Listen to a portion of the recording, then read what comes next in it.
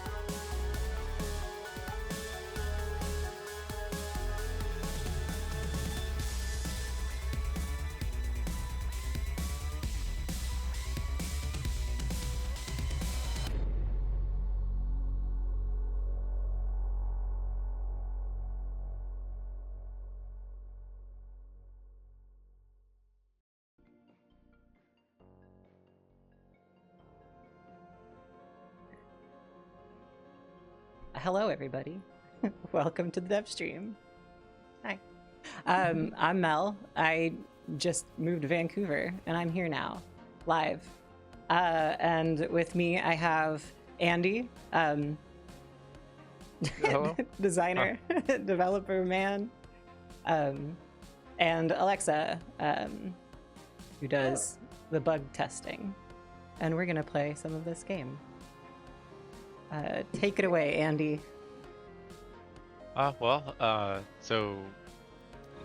is our, preview for the next Titan Tuesday update that's going to come out tomorrow, and this one's a big update. It's our kind of like the central theme of the update is the factory gameplay, but that's not the only major feature of the update. We got Rebel AI as well, but I'll get into that in a bit because the Rebel AI is something that we'll interact with much later. Right now, I think what we're interacting with is in the early part of the game will be something that we've been planning on having for a long time. For those of you who have followed us since the beginning of the development, when we released on Epic, we always had the factory building, and one of the first kind of common questions that we kept getting from users is playing is like, I have these factory buildings, like what are they for? I get that we have like these devices that kind of represent smaller versions of buildings, but once I have the buildings going, why do I still need the factories, right? So the factories, even since the prototype, have always intended to be part of kind of a resource management, like a resource like an economic layer that we didn't add into the game until recently. And a big reason for this is because the what we ended up shipping with or sort of developing is sort of like the broad story of the game, like the broad experience, which is you're starting a new corporation on Titan, you have workers that you need to manage, you have citizens that you need to manage, and there's like antagonists that you need to deal with. And sort of the middle parts, we kind of glossed over. I think like in retrospect, this kind of is a jarring experience for those of you who like became familiar with the game, because like rather than typical game development where like new content is added to the end of the gameplay, we're adding meat, so to speak, like into the interstitial parts of the gameplay, and it kind of changes. So this one is probably one of the biggest ones. This factory gameplay is one of the biggest changes to like sort of framing what how to play Titan, or how to play Titan, and those of you who played the last update will have felt something similar with citizens. Okay, so to get to the point of it, we have this like large factory building that Mel has here, and Many of you are going to probably want to start off with kind of like connected factories because just the larger space is much more convenient for what you're being asked to do. So the for as you know, Titan has minerals and isotopes, and those are our two resources. Well, it turns out that when you discover these resources on Titan, they're presented to you in sort of a crude state, and so we kind of code name this tier one resource. Uh, so when resources are in their crude state, they actually represent an inefficient amount of value that they actually are worth. So like imagine if you were to find like an unpolished gem in the real world, it'd have like uh, sort of impure particulates within that gem, and it wouldn't be worth as much as sort of like a pristine diamond that you would normally have. And so when it comes to like construction costs, these crude resources are actually inefficient towards construction, and you can still use them. You can still present these tier one resources for construction. And so smaller devices are quite affordable compared to larger buildings. And so like you in the beginning of the game, you'll be gathering these kind of tier one resources and using them to construct what these refinement machines are, like these purification machines, with the intention of taking your resources and refining them into something more valuable. And so what Mel has built here is sort of the components of a refinement machine. So there's sort of multiple aspects to making a machine function. It's not a typical device. The first thing to note is like this is a factory specific device, and the refinement process is only exclusive to factories, so you won't be having a building do this. And in the future, when with the future updates, you'll see why this is specific to factories. But for now, what we have is Mel has built this processor and several attachments that plug into the processor, and so you'll notice that there's these like what we call them as modules, and they kind of attach to the central processor. Each of the modules and the processor require power, and some of the processors have other requirements like the worker process. Some of the modules have other requirements like the worker module requires a worker. So I need to explain what each of the modules do in terms of the refinement process, and what each of the and how it kind of like it goes from A to B. So there's first there's an input module, and it's kind of like that light blue module on the left. And the input module creates a job for a worker to bring a resource of the respective tier to that module. And so in this case, it's Mel's converting tier one to tier two resources.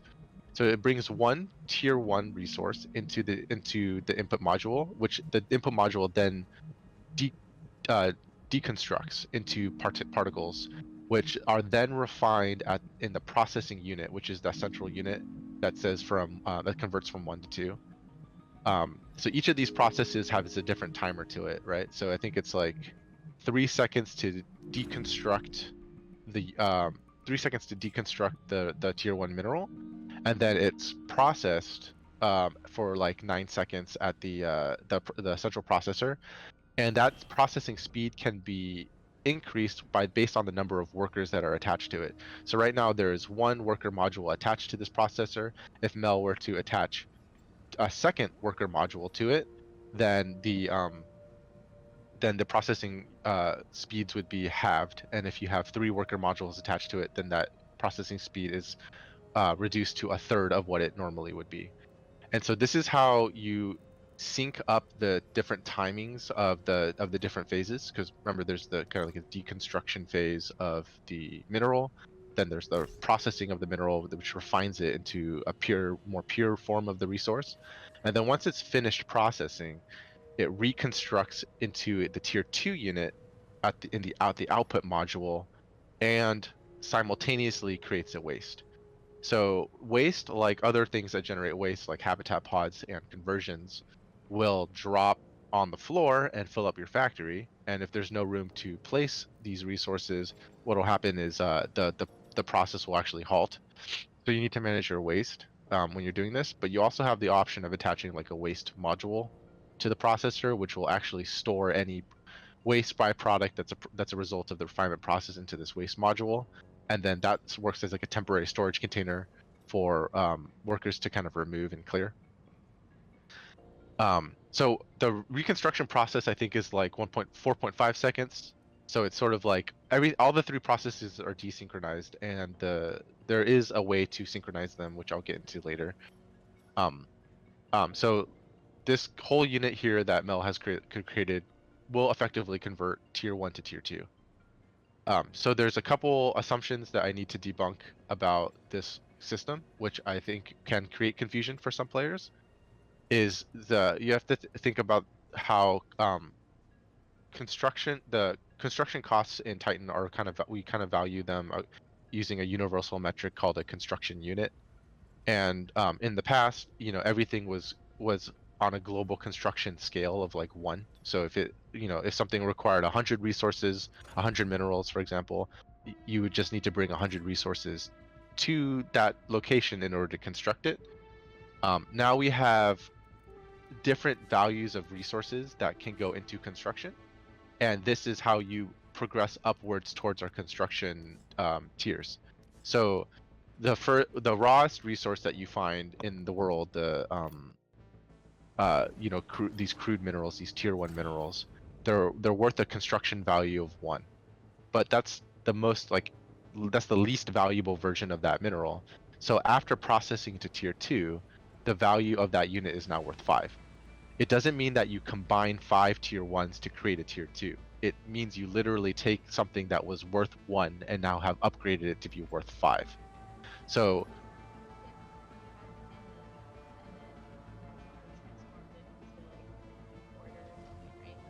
yeah, yes, you're not combining 25 pennies into a quarter. It's almost like alchemy, where you're converting a penny into a quarter. And so when you think about things that are very expensive, and this is shocking to a lot of our players who experience this the first time, when you see the buildings, and the buildings are no longer like 32 minerals, but they're in fact 320 minerals. What you're actually seeing there, so let's see if there's like a building that Mel can highlight. So at tier 1, some of these buildings are like 200 minerals. That is technically something that you can pay for in raw minerals. It would just take you an incredibly long time.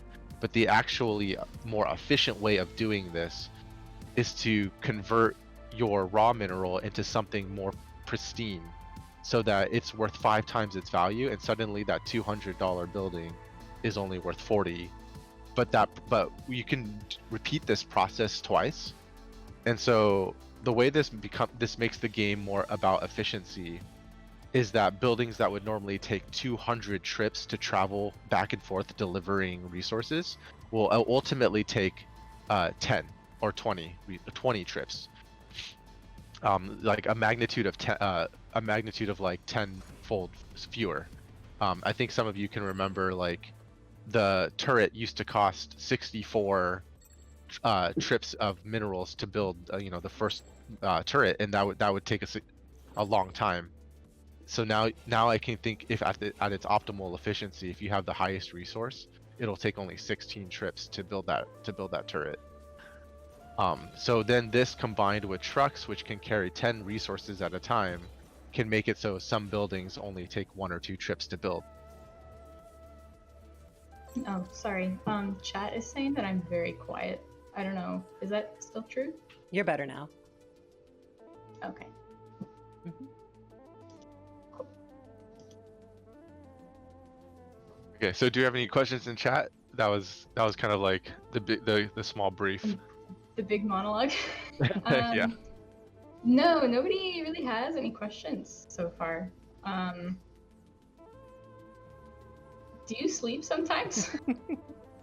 What? Me? Does the team sleep sometimes? This is a pretty big update.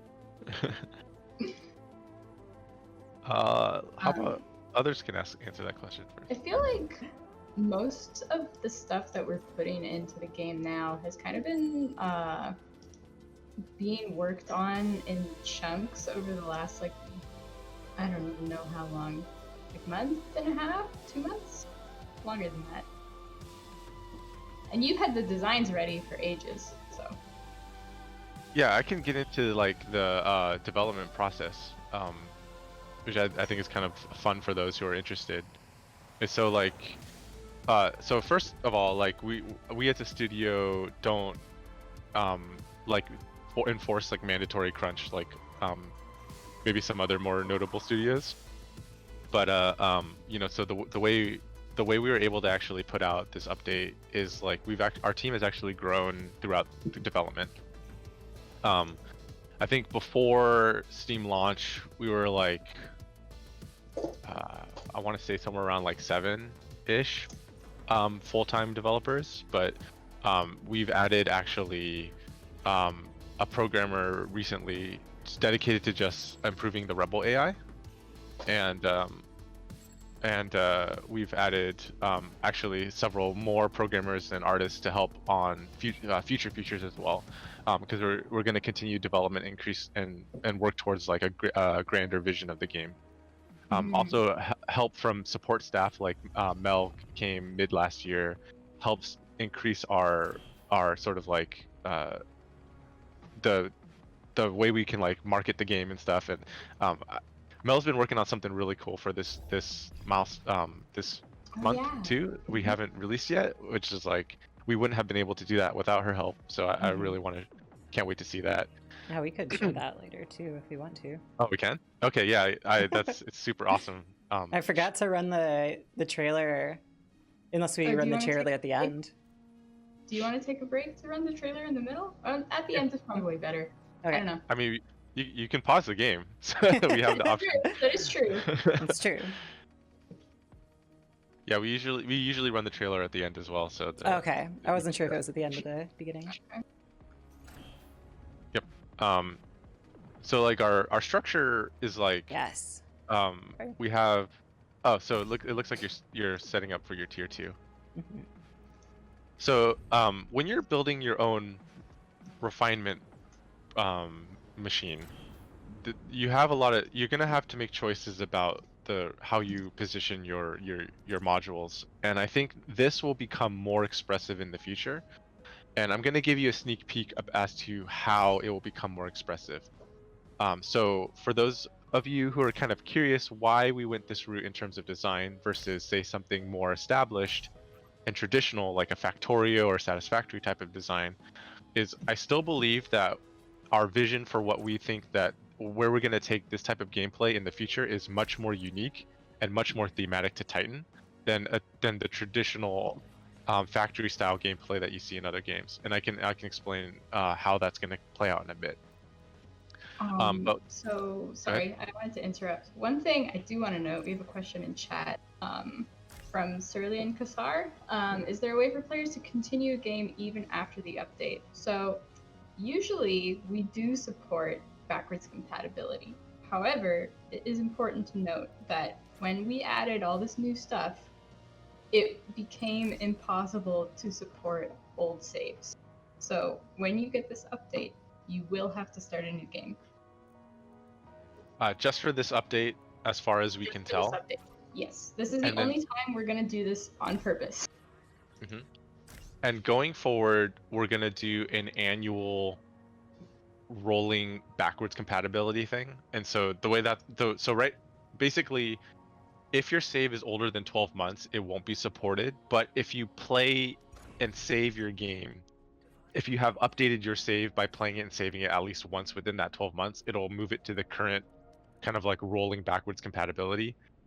And the reason we need to do this is every update needs to make sure that every previous update works with it. And if we maintained multiple years of doing that, it would slow down our development by so much that I think at some point, if there was a player who wanted to preserve a save from over a year, like then that number of players would slow down the development of new features for like the 90% plus of other players who play once a month or even once every 6 months, and that wouldn't be fair to them. So we wanted to find this balance where we can like add as much new content as we can at our fastest rate, while still hoping that people's saves are preserved at least well enough. Mm-hmm. Yeah. That's a very good question, though. Thank you for asking that. Yeah, and once again, we are really sorry for everyone who's been working hard on like those let's plays that are like multiple episodes, long sessions, Yeah. and whatnot. Hello. Wow, that is really trashy. Yeah. I mean, not the design, not the design. Don't worry the- about me. Everything's fine. Mel. Don't- Mel, oh. the chat is reminding you that you need to get some people, some citizens. You won't be able to Yeah, pay that's your what I. Yep. That's what I was gonna turn my my second story into. and Andromeda Fallon. Those are the new factory devices. the Andy wants to do his spiel again. well, like I want to explain how like some of the choices. The reason why it looks has as much garbage as it does is because of the type of processor that Mel has made, where it's actually accepting both minerals and isotopes, which is great because then you don't need to have a separate refinement unit for each of them. Yeah, it's easy. But because isotopes and it's processing both of her minerals or resources, it's generating all that extra waste. Whereas one of those modules could have been removed and replaced with a waste output module instead, and have at least held that. So it'll be up to you to decide, like, do you want to have more efficient use of your processors, or do you want to have more organization with your waste by having more of the waste modules on it.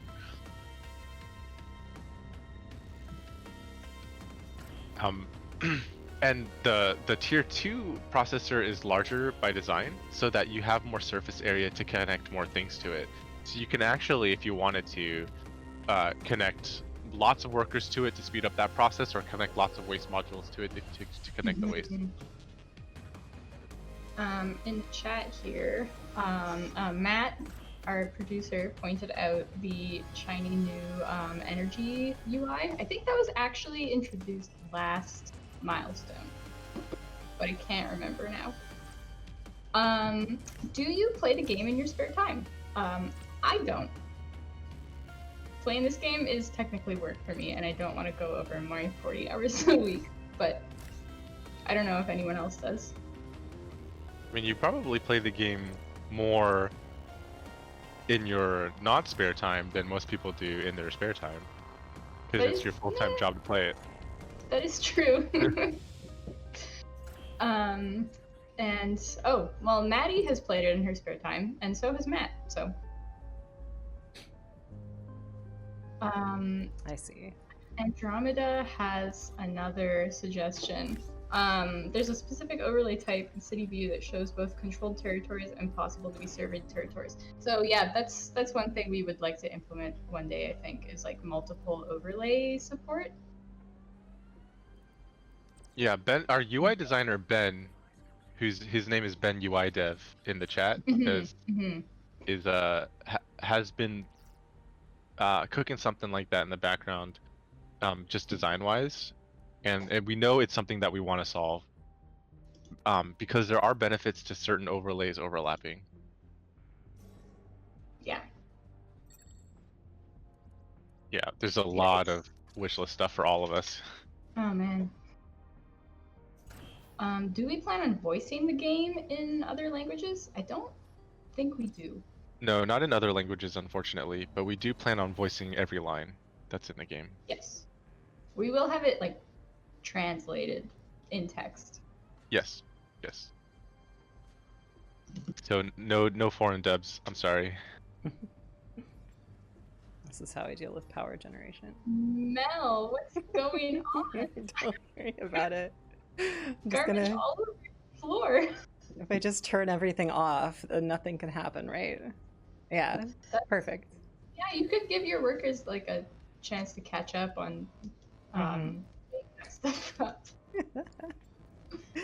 Yeah, for now, disabling modules will be kind of the way you control the job management. So if you have a worker module that's active, it's going to pull a worker there to operate it. And if you want to free that worker, you have to disable the module. Yeah. I think the lead programmer Augustine has already come up with some ideas that I think will improve the interface of the system.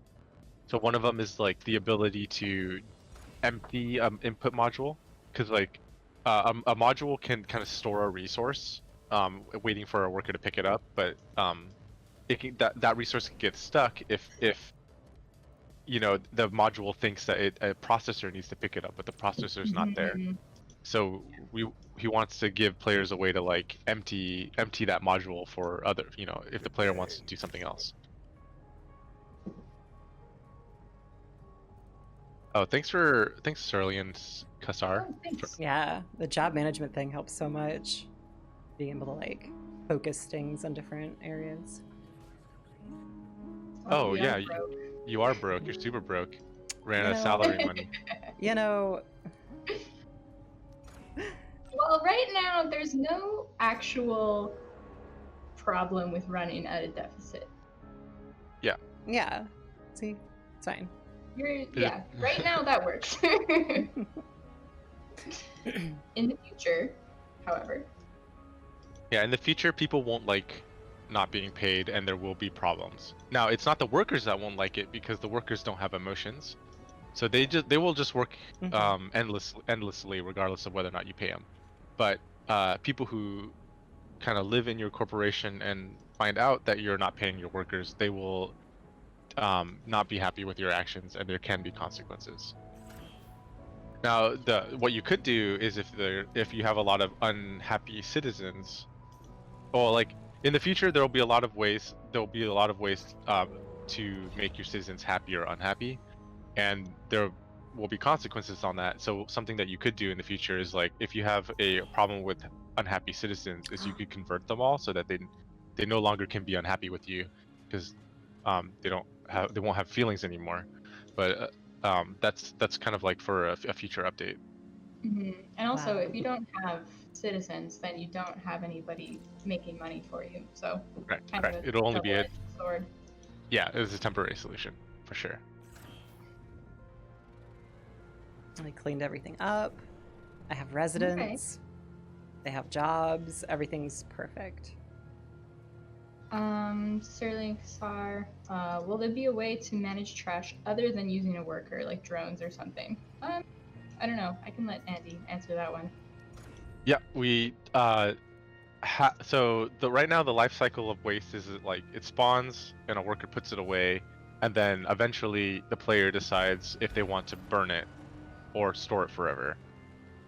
One thing that we do know we want to do is add more options for what to deal with that waste. So eventually, I want to so that players can dump waste into the water, which is already in one of our loading screens, and then also dump waste onto the crevices. So right now you can kind of only pollute via the air, and eventually you'll be able Only. to pollute only the air. Yeah, but you can pollute Soon. via other methods in a way soon. Yes, soon. Yes.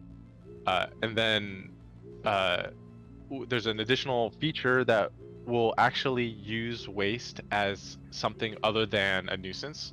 So I wouldn't go as far as to say waste will be a resource in the future, but it'll have an alternative path for usage in the future relating to another system that we haven't added yet.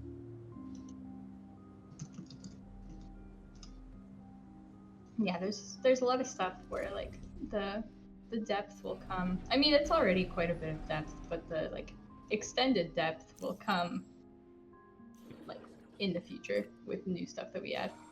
Right. It's like Sylvie Enchantress asks, will waste be able to convert into another product into the future? And that's sort of what I'm getting at. Is this like you will have the choice of changing the life cycle of what waste can be in the future with consequences of its own, obviously, but other than just trying to being something that you need to get rid of.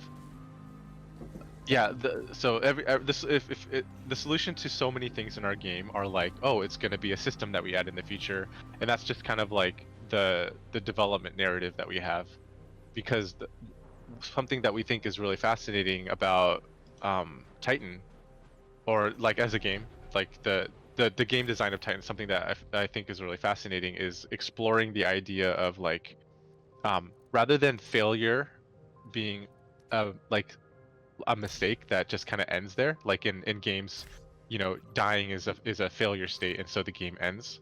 In Titan we kind of explore the idea of what if failure wasn't something that just like was the end of that story, but was something that you kept kicking down the road, and then having to deal with later, and then kicking that down the road further.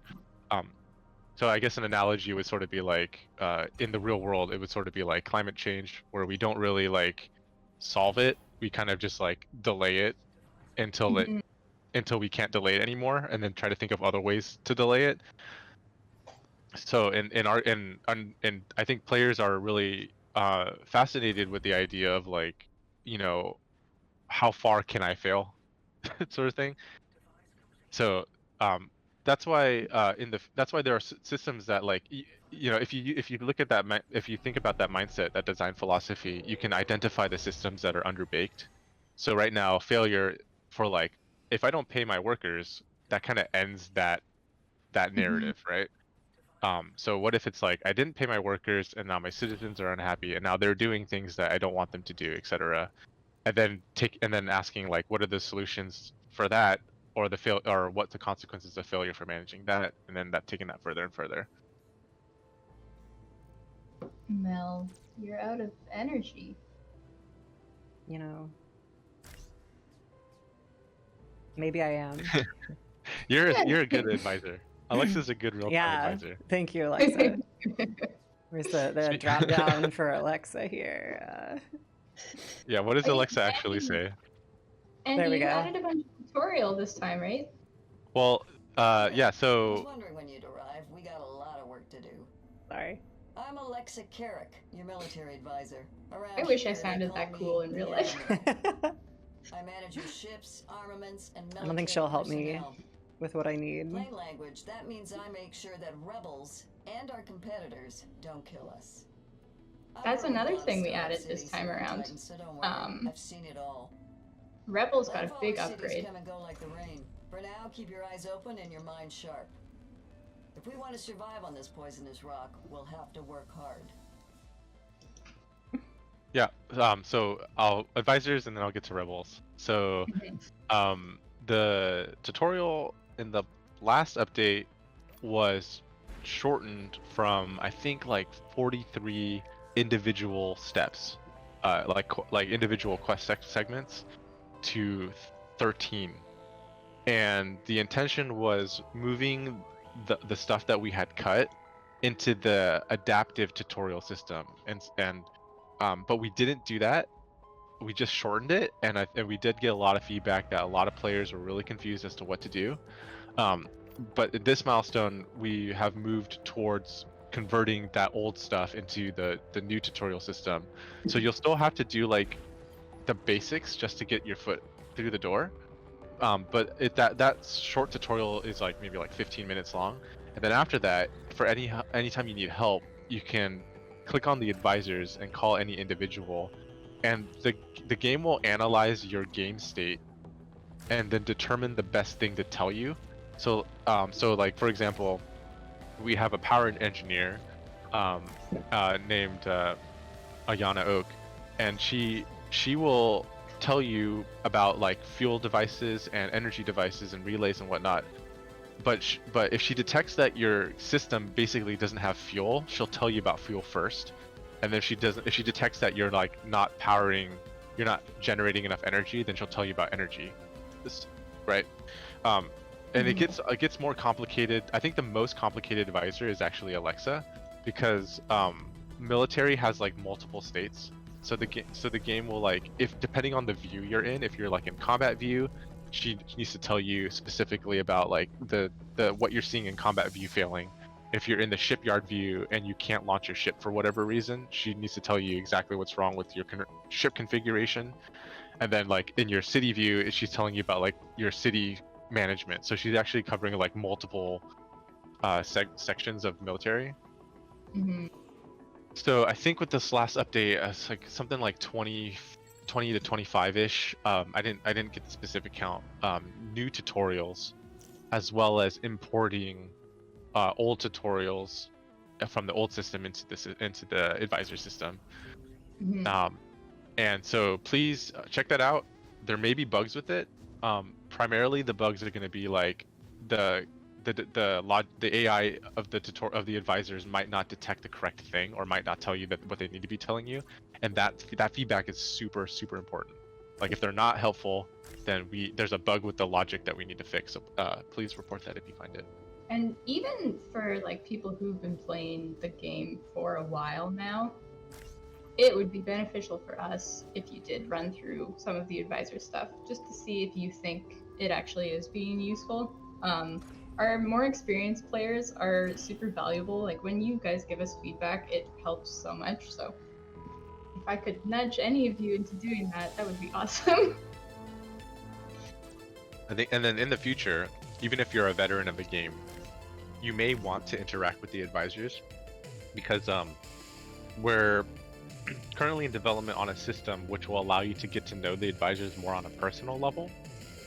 And this is, this is based on the fact that like we ourselves are really proud and interested in the lore and the writing of the characters, but also fans have expressed a lot of interest in knowing the characters and whatnot.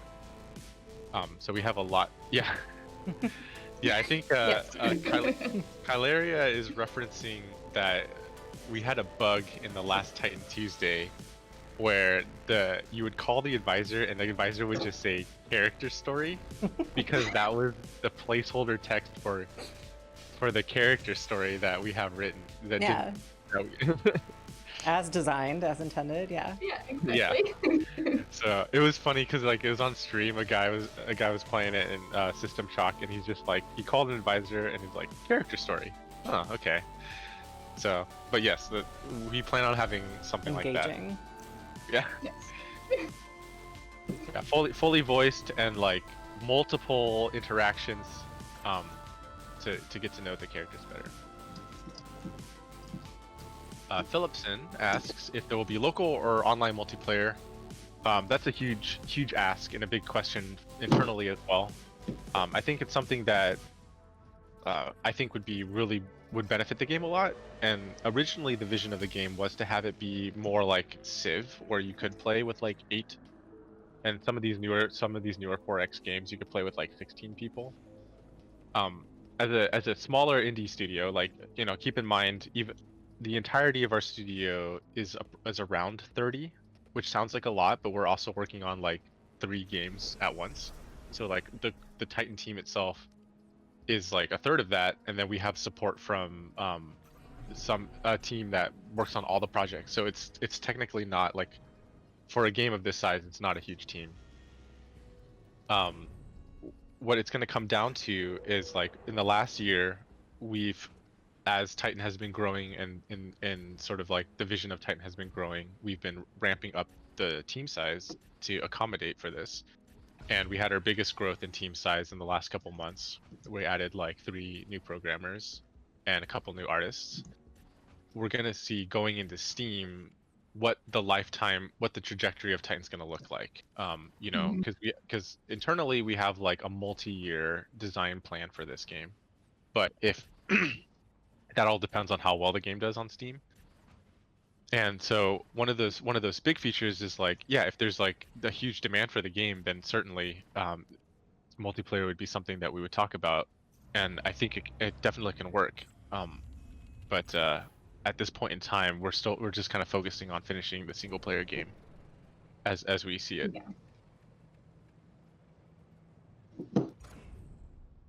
Mel, I'm gonna be the admiral for a moment. I think you should start trying to find some rebels. Yeah, that's what I was gonna plan on doing. But even to like build, I need more credits to research shipyards and stuff. But yeah, the game did slow down quite a bit, which I think is actually kind of nice, because it does make you have to like familiarize yourself with the new currency system and all that stuff. Yeah, I like I felt like a lot of the times once I got like one factory going, I would just kind of leave factory entirely and just run off of like energy plants and fuel turbines and just live on this level. And it's really nice to like have to go back and kind of manage some other stuff in the factories, it makes them more like full of life, and you get to like really look at your workers and see which ones. And you know, my pal Yak over here just really living it up for the rest of his life, and maybe some call. Best worker that you have. Yeah. Yeah, the and in future updates, you'll be revisiting your factories much more often because as a sneak peek into what's to come, the modules that we have designed, we designed them to sort of be like the most basic standard version of what these modules could be, but there will be more advanced versions of these modules. So for example, the connection section of the worker module is like in the center and can really only has like one connectable surface, but the waste module is kind of like protruding out, so it can connect to 3 different potential surfaces. So what I wonder if players have figured out yet is you could take the waste module and connect it to 2 different processors, so it stores the output of both of those processes into a single waste module, because it has that shared connection. So you take that logic and you ask yourself, like, what would happen if I had some of these other modules have that type of feature, that type of behavior?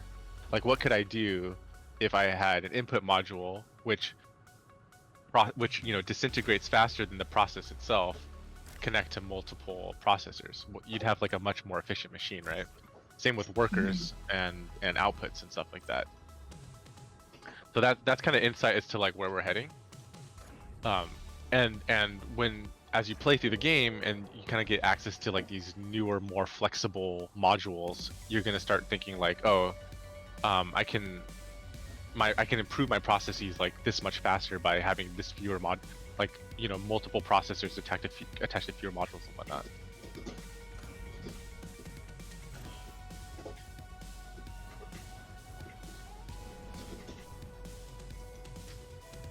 Sorry, there's a message in the chat.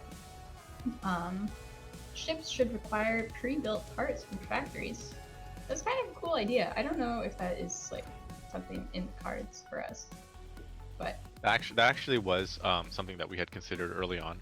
Was rather than building the hull as you see it now, you had to build like the specific parts in a factory, and then when you built a hull, it would say like you need 2 of these and 1 of these and whatever, and that's like more akin to a traditional crafting system.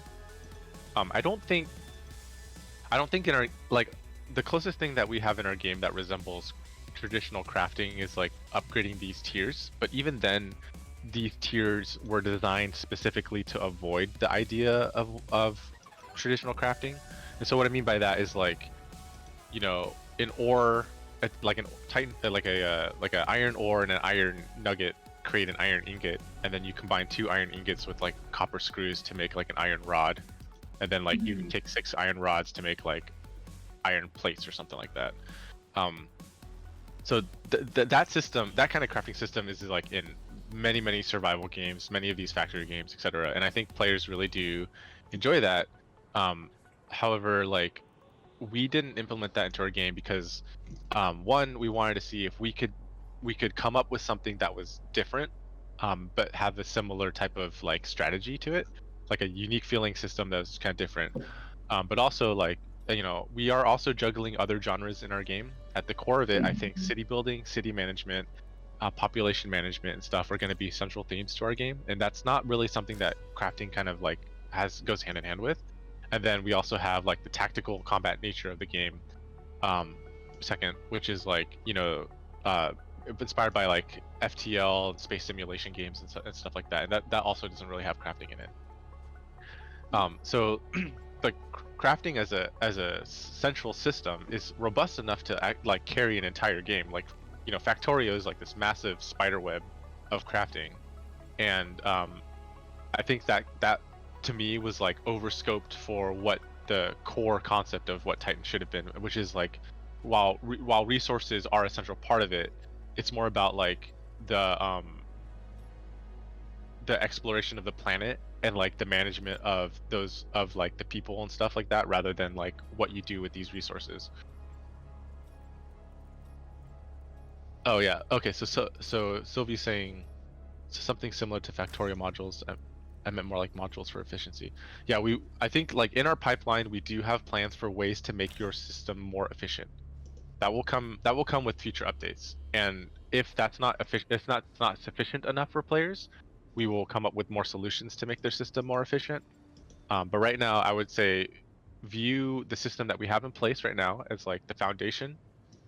Basically, like imagine we're like, to make an analogy, if this was like a trading card game, this is like the standard deck that everyone has. Mhm. But the real fun from a trading card game is getting all of these other cards that they combine with the standard deck to make their own card.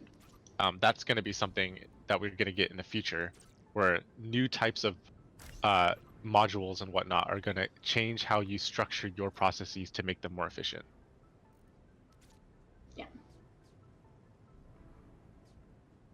Yeah, I'm excited to see what comes next. Yeah, I think one of the So hardest much things. stuff we could do. I agree. I agree. One of the hardest things as a team is like, we all know the areas of the game that could be vastly improved. Those sections require entire months of development, and there's a lot of opportunities in every corner. And so like it's really easy to go like, okay, we need to fix we need to like make factory even better, or you need to make combat better, or whatever. And I think what we're doing is just to give everyone who's interested in different parts of the game, like, you know, some interest, or some like recurring interest, is rotating the systems. So we did like 3 months of combat focus, and even then, after those 3 months, I mean, we're still scratching the surface of what combat can be. Yeah. Like I'm fully aware that we only have one weapon type, which is the laser, and when in fact, like, we have designs for kind of like a rock paper scissors type system with around about four different weapons. That it's not literal rock paper scissors where like this beats that, but like the way they interact with each other affect different systems in such a way that certain systems will be stronger against certain weapons and weaker against others. So we have that like designed, but since combat has seen such a large streak of like development, we paused it for city building, and then now we moved on to factory gameplay. But I think in the short term, city building will probably be the one that we revisit next. And this is because something that we have in the pipeline is specifically related to like the day-night cycle. When we released the citizen management system, yes, like last month, we got a lot of got a lot of interest in like what the day-night cycle means, and yet at nighttime it seems rather inactive. Like, you know, the citizens work during the day and then they kind of do nothing for the rest of the day, and we want to. I think that's like the next area where we can like improve that so that the city seems more like a growing, living thing. Yeah. Sylvie Enchantress asks, do we have an upcoming roadmap? We have a roadmap which talks about all the features that are missing that we plan to work on, but those don't specifically say which month they will come out. And the reason we do this is like, if you're in the Discord, you'll notice that we kind of develop reactively to the player, and you know, personally, I think this is the best for both of us, developers and players, is like we'll do a poll and say, hey, what are you most excited about? And this is an example of something we did in the past. Is Maddie did a poll. What are you most excited about? City building features or combat features? And we were ready to basically do whatever people voted for. It was 2/3 for city, and so we ended up prioritizing city building stuff. If that swayed the other way, then we would have done it that way. And if we commit to, you know, in March we're doing this update, in April we're doing this update, that actually prevents us from having that flexibility. And then also late at the end of last year, we did polls too of like, a lot of people were asking for quality of life features, and we were too busy. We were focusing on adding like new systems features. So we asked players like, do you want quality of life or do you want systems? And people voted for quality of life. And so we ended up doing that for a couple months until that came down to, people wanted systems like 4-to-1, and so they switched back to systems.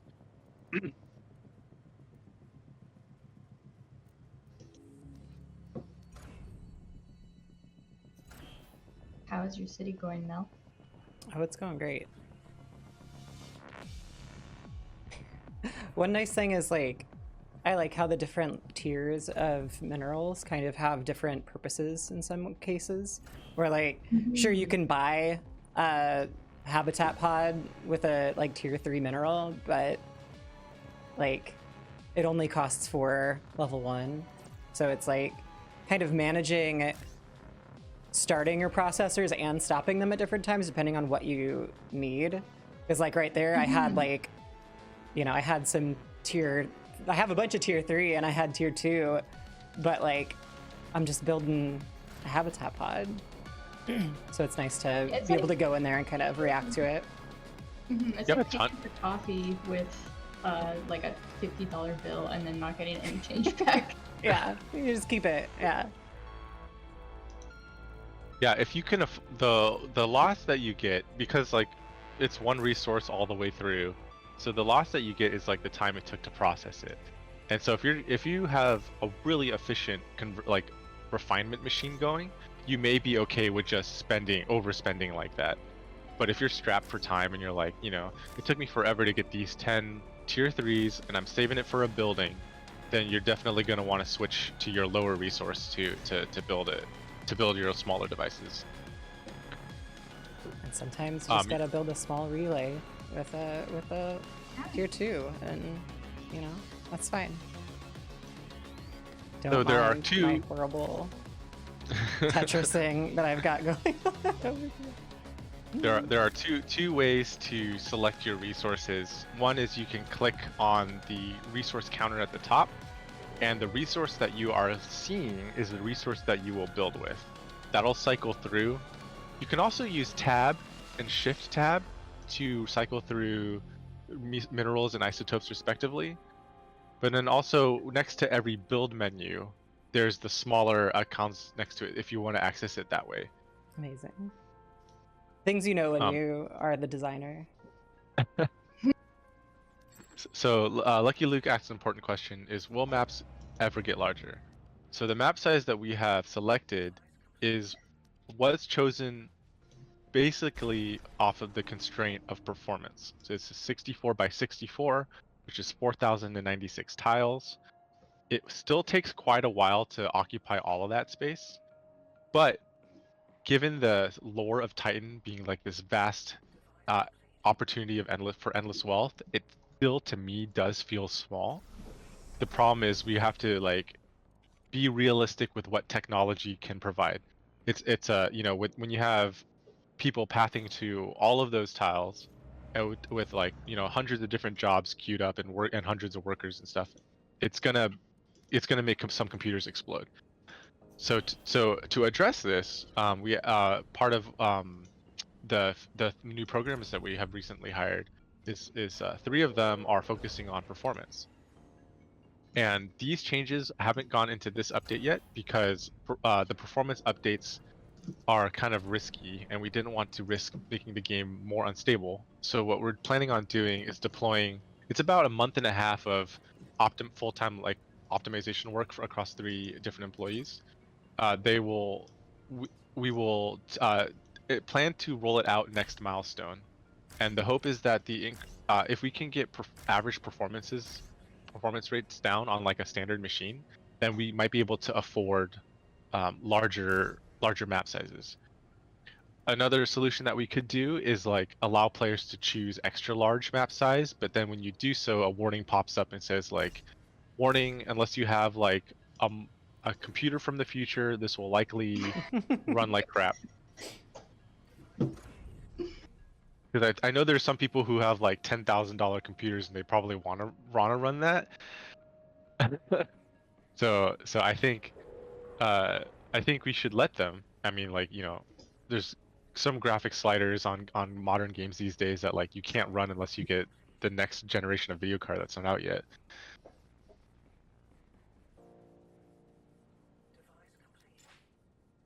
Yeah, and yeah, it's. I mean, Lucky Luke makes a good point. It's like it's not even just that we have 4,000 tiles that we need to accommodate, but each of the buildings themselves has like 13 by 13 tiles. So if you made every single tile a level 3 factory, then you actually have like, 4,000 times however many tiles are within all of those, and that's definitely going to make the computer explode. And then ships too, which aren't bound to any tiles, so you could just keep deploying ships, and then those are all.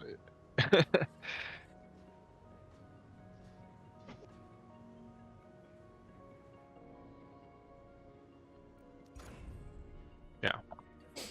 Just want more credits, please. Please, some more credits. Well, you bounce back from that deficit pretty quick. Yeah. Yeah. That's true.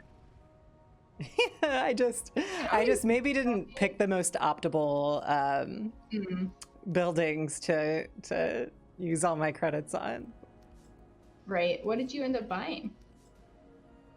The fuel turbine and the energy plant, Right. and then the Which storage. is, yeah, what I would have gone for pre Pop Sim update. Mhm. The way I play the game has changed so much with like every new feature. It's like, oh, the strategy I had before just doesn't work at all anymore. I hope that actually makes your job more interesting than with each It update. is. Because you have to like rethink how to play the game. It's certainly a challenge. Andromeda is asking what the difference is between the tiers of resources. Okay, I don't know if we got to implementing this on time, but Mel, can you mouse over the the resource count at the top? It might have the breakdown. Ah, sweet. Oh yeah, we got that. So it's one. Every refinement of a mineral increases its potency by 5, and then every refinement of an isotope will increase its potency by 3. Yeah, so you could like potentially buy this storage facility for 50 minerals, but if you use tier 2, it's just 10, and just 2. So yeah, like Andy was saying earlier, not only does that just kind of make it more efficient, but also the amount of trips your workers are taking from the storage to the building are, now it's just 2 instead of 50. So that like speeds things up a lot. Yeah, and I think like initial reactions were kind of like pessimistic. Like the initial player reactions were kind of pessimistic about the system because it does make the early game slower. But our greatest feedback that we got from late game players was at the late game progress would slow down really hard because you'd have to be doing like 60 trips across the map. Even with trucks and stuff, it can get bottlenecked. So this actually makes the late game a lot faster at the expense of the early game being a little slower, and I think it smooths that curve out a little bit.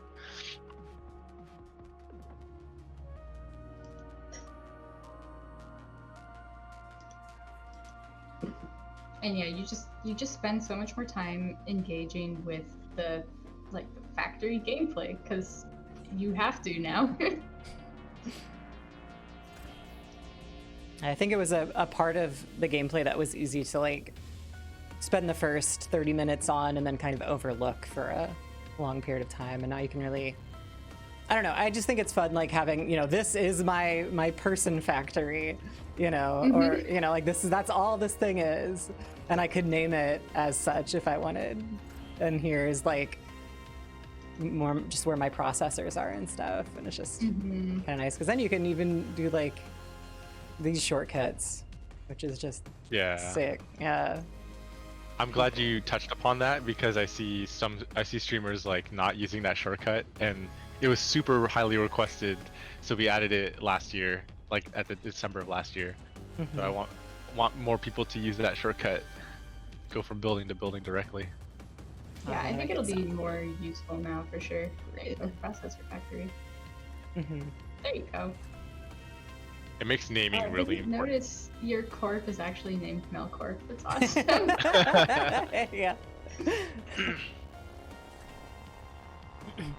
Usually I name it based off of since I'm doing a lot of the video and the trailer, like I did the update trailer, this one, I usually name it like Rebel footage or something just so I know I can go back to that save. But that's so funny. That's smart. All right, I almost soon. My projected earnings are through the roof. What are you gonna unlock first? Gosh, I feel like for safety, a defense turret would be nice, but I kind of want to. Gosh, it would be nice to speed up that system by just working in office and residential units. Yeah, it's kind of hard to decide. Yeah, but it would also be nice to do command centers and kind of push my way out to see a rebel, which I'll want to do it soon as well. Is there a cap on your wallet now? I don't remember. I think it's always been like 500,000, but with salary deducting as much as it does, I haven't seen players hit that cap. No. A It's big part of it, harder to hit. Yeah. a big part of it is like if you even have 500,000, you probably have so many citizens that your waste is being incredibly unmanaged, unless you have the workers to deal with the waste. But then those workers will deduct that salary, that credit. Yeah. So it's balanced for that.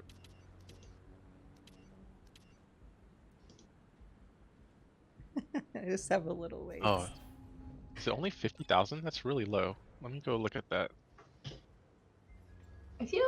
I thought it was 250,000, but Yeah, I think that sounds right. because that's whenever I cheat and just give myself as much as I can when I'm taking video I'm footage. gonna confirm right now. Yeah, it's 250,000. Oops, I just triggered a rebel attack in my game. Yep. Whoops. Yeah. Oh, I'll be excited to show the trailer at the end. There's a really cool shot of the rebel base like growing. Yes. It's probably one of my favorite trailers that has been made. Oh yeah, it's so good.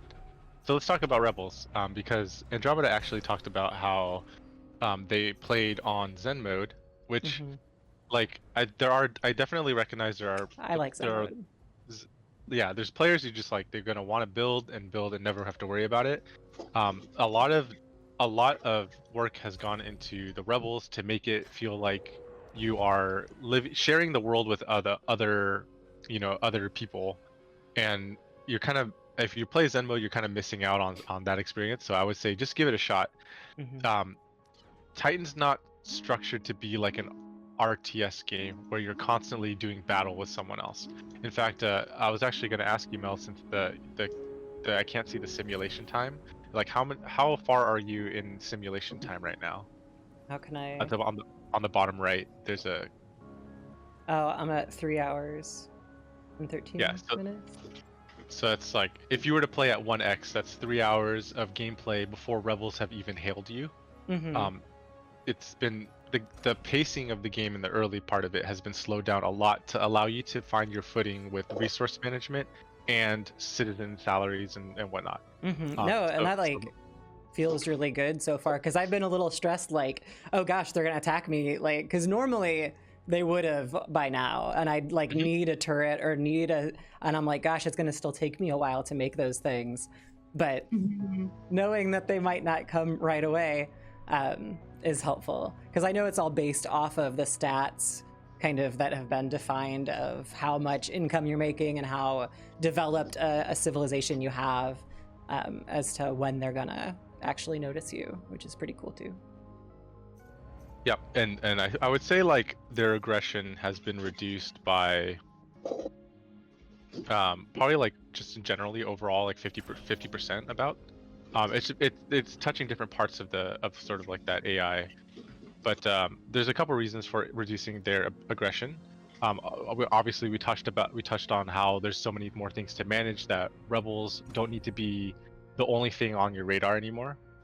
I guess literally, but then the other thing is like Rebels have camps. Their camps now are no longer inert. They grow over time and they get stronger over time, and they'll even build their own ships. And so if you're playing on high risk, high reward, which is a game mode where you have 10 rebel camps to go against instead of 5, about like on average, you're actually going to be going against like multiple different camps that are growing and building their own ships and whatnot. So the attacks happen less frequently, but your engagements with them are going to be about the same, but it's kind of like at your own pace, which I think is better. Yeah, I did pick low risk on this one because I just wanted to make sure I could show off the processor stuff without like getting attacked and have to derail everything. That's understandable. Your waste management officer says that your waste storage is full. You know, it might be. It's undefined. The problem is once you start burning that waste, all your citizens are gonna die. Yeah, and then you won't have any money. I'm gonna have to build my smokestack over here and put some fans in front of it. Yeah. Yeah, I gotta say, it's really hard to get to all of the different systems in a single gameplay session now. Like, the game is just so expansive. Mm-hmm. Yeah, like playing hours in it is awesome. Just like kind of float by. Because yeah, I always used to play like, you know, Civ games and stuff. And it's just one of those games you can turn on and just kind of like, oh, I've put 3 simulated hours into this game. Yeah, with each update, I find that the stream that we do, focusing on a single system, will take like a couple hours. And we've done so many updates that, like, if you were to try to show this game to somebody who had never played it before and try to talk through all of the systems that we have, it would take a long time. Mm-hmm. Like, I think it's, you know, by design, we have these events where, like, you build a shipyard thinking that it's kind of one of these things where you kind of just poop units out of it, like every other game. And then when you go inside of the shipyard, you realize it's a game within that whole system. Yeah, making ships is so much fun. It's just a nice little factory in the air.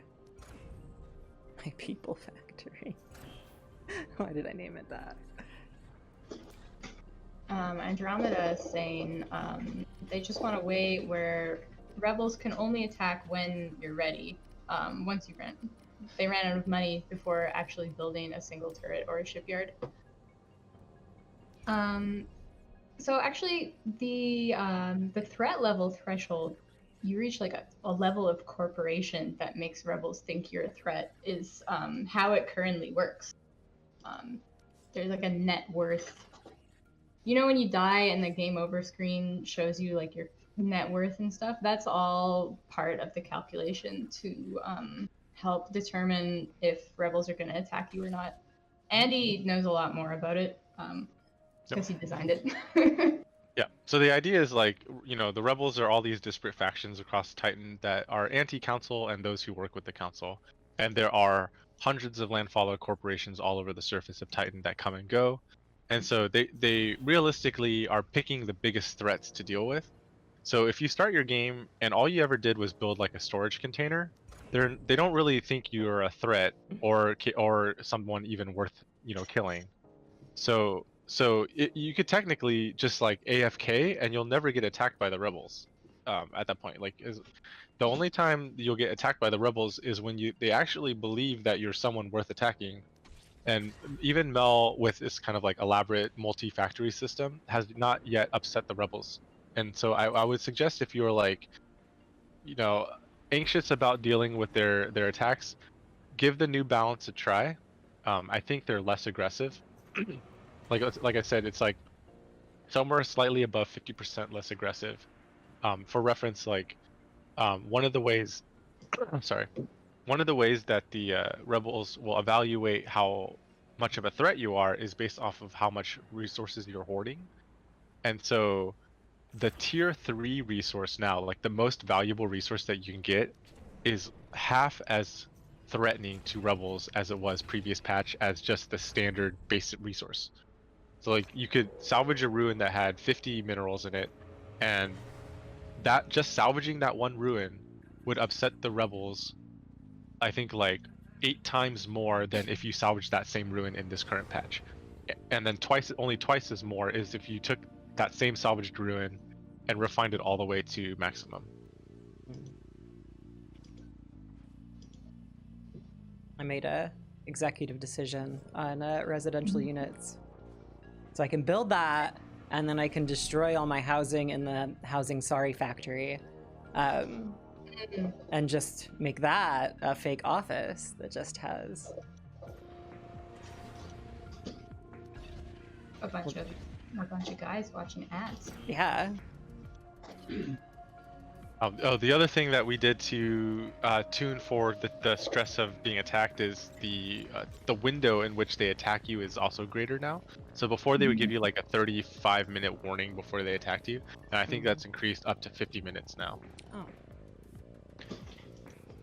And then Andromeda also asks if they could like see in real time that threshold and whatever. So we didn't do that because we didn't want to make.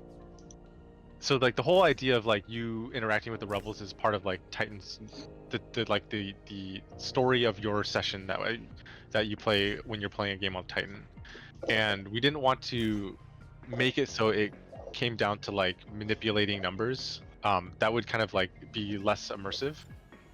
So you know, not understanding how the AI thinks and stuff is kind of part of that. But what would help, what you will find is that we're working on a system which will show your score in real time, and so like, you know, based off of that, you can actually get a better understanding of how the AI works in the future when you play this high score mode.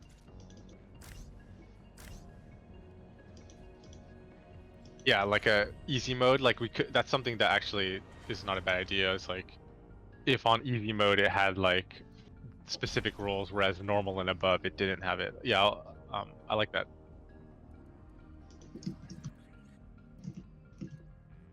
Gosh, learning the tab and shift tab are so good. Mm-hmm. Yes. Like now that I've realized that it's just easy to like mouse over something and just like, okay, which one's like the best one for me to use in this situation? Because before I was like looking at it and then like clicking and then looking at it. And, yeah, this is optimal. Housing. Come live on Titan. Yeah, I like that. I like that idea a lot, Andromeda. I wrote that down where like if you're on easy mode, we can show you sort of the how close you are to being attacked, whereas on normal and higher it'll be more of a mystery. That makes a lot of sense.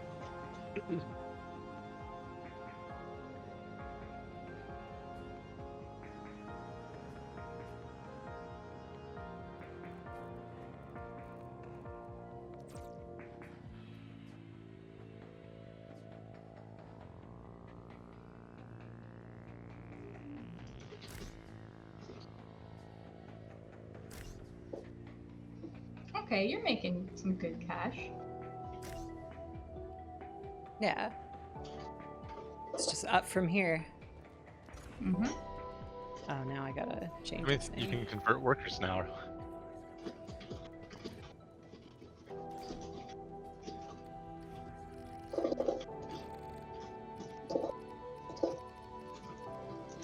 Oh, I can't. Office with bad lighting. Too many letters.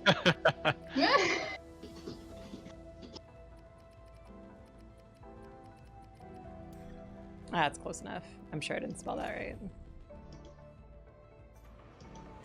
Alright. I can upgrade this again.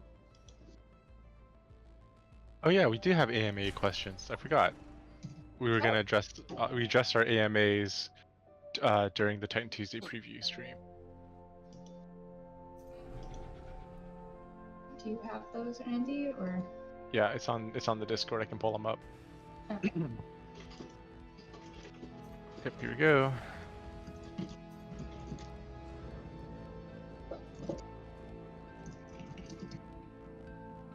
Okay, let me see how far back I have to go.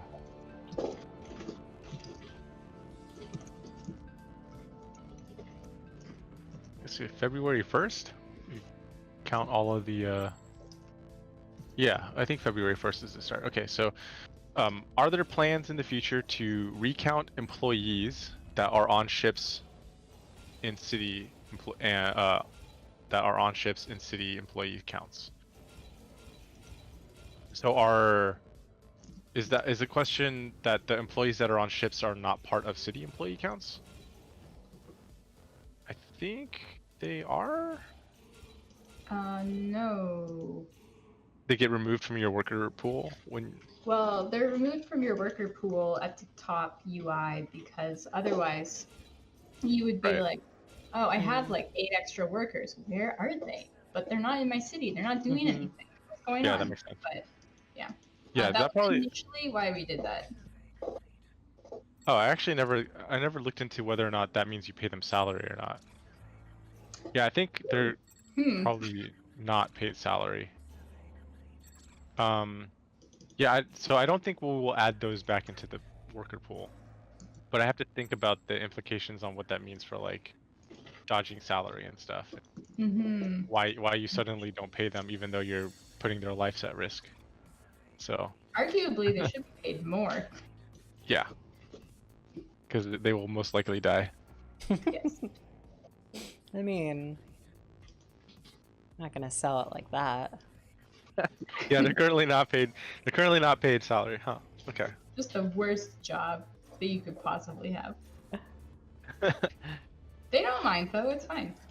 They actually aren't even aware that they're working. They go into Yeah. like a hibernation state.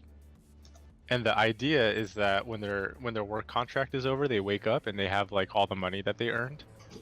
Um, but what ends up happening typically is that they never wake up from their contract because they have to make it to the end of their contract. Rude.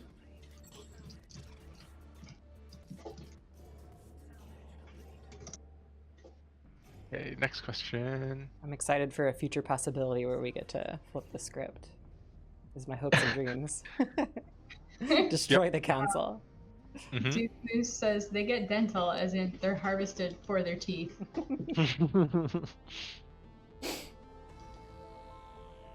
Yep. So the other question is, if employees only sign on contractually and eventually regain their free will, what happens to all the guts they spew out as part of the conversion process, or is that a change in the employee lore? Actually,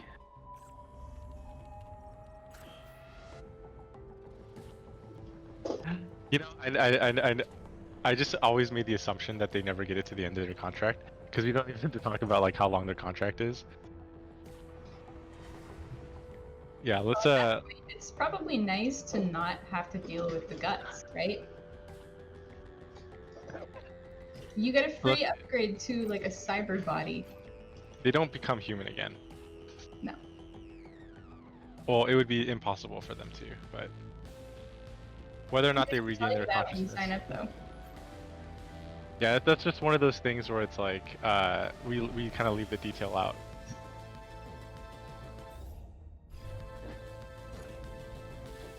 Okay, so pollution is low and my people are happy, but I have a pretty constant stream of about 64 to 80 citizens dying from sickness. Okay, so this is a really common problem that a lot of people have.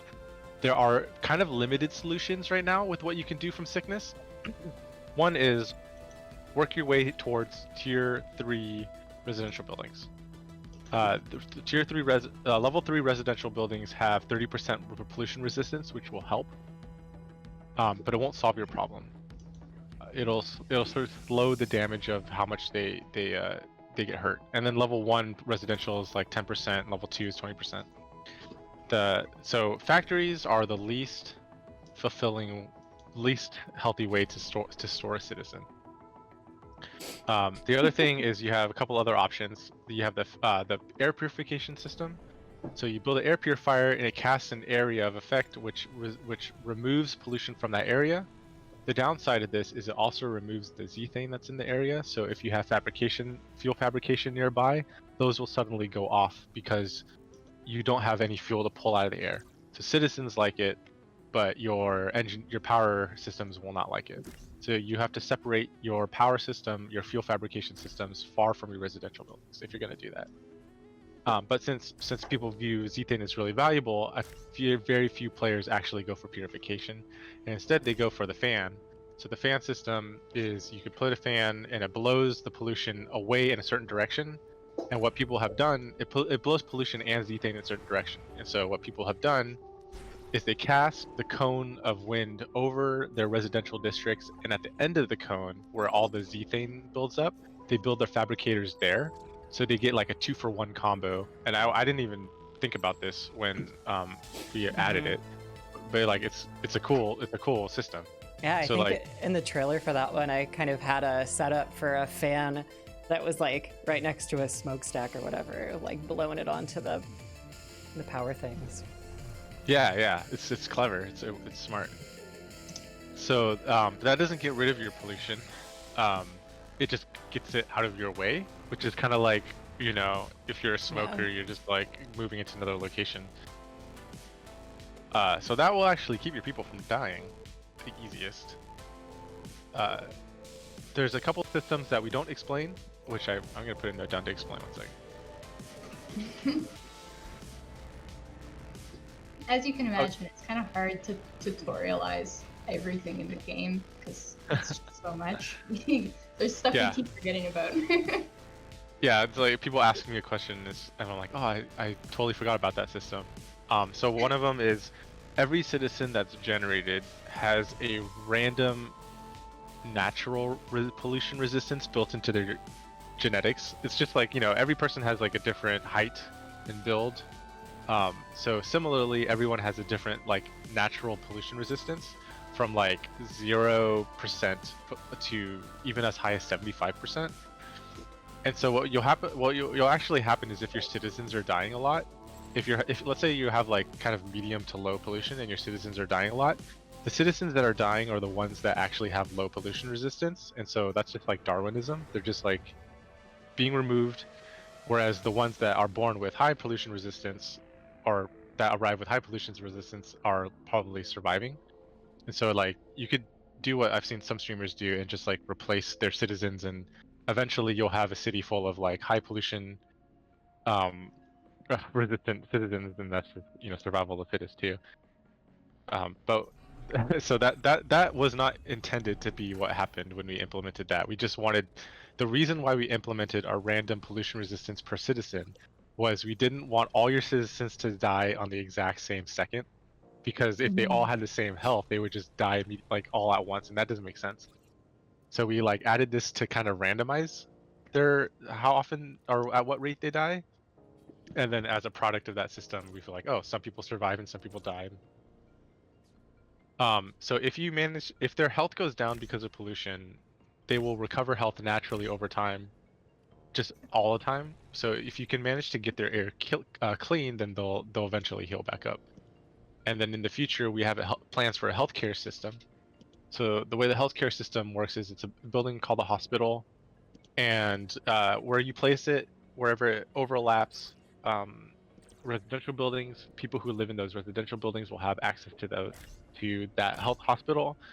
But in order to get healthcare, they have to pay for it because it's capitalism. And so if the citizens themselves will track how much money that they've earned through watching ads and pay you more money for healthcare. So you're already earning like a credit every 6 seconds for each citizen that watches ads, but you might make even more money than that if you hospitalize them and make them pay for healthcare. So the way you do that, is you would want to pollute like 25% or something like that, so that their health goes down enough to make them want to go to the hospital and then pay the healthcare premiums. Because that's how healthcare systems work in first world countries, except for Canada and France. Actually, I think it's actually like most kind Andy, most you've countries. thought about this a lot, haven't you? Is this a Well, critique? It's commentary. modeling it after, you know, existing systems. Maybe we're saying something. Yeah, a writer can only write what they experience, right? Yeah.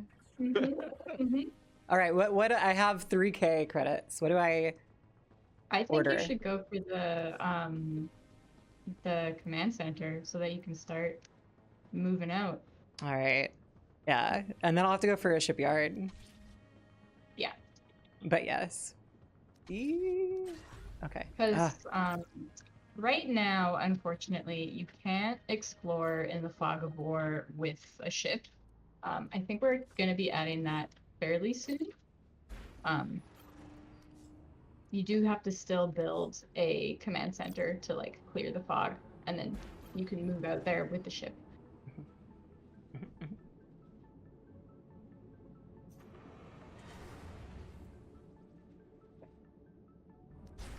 Are there more questions? Do you have the answer, Andy? Or is Oh that yeah, it? right. I totally got down sidetracked on that one. Because I really like the hospital. I want to add that Mm-hmm. soonish. 'Cause it's been something I've been talking about for like a year now. So let's see. Da-da-da. Do we have a month for 2021 when it will go on Steam? I would say like stay tuned, and we'll make an announcement about that. Um, when the time comes. As we have said on our Steam page, and in the past, that the intention was to come out in 2021, and I believe that's still the case. That's so you just as far as like the exact date, you'll have to just stay tuned to our social media and stuff like that, and that announcement will come soon. There's actually, yep. Okay. How do we manage to create such an awesome game? I think we're like at Brace Yourself, we're like super lucky that we have compiled some of like the best talent that I've seen in my like time working in the industry. Even with individuals who like we have everybody in like their individual field is like incredibly talented. So I think like all of that working together has been really fortunate for all of us. It's like Alexa is like an incredible QA, and her working with Bahar would have been impossible for us to have what we have without their help.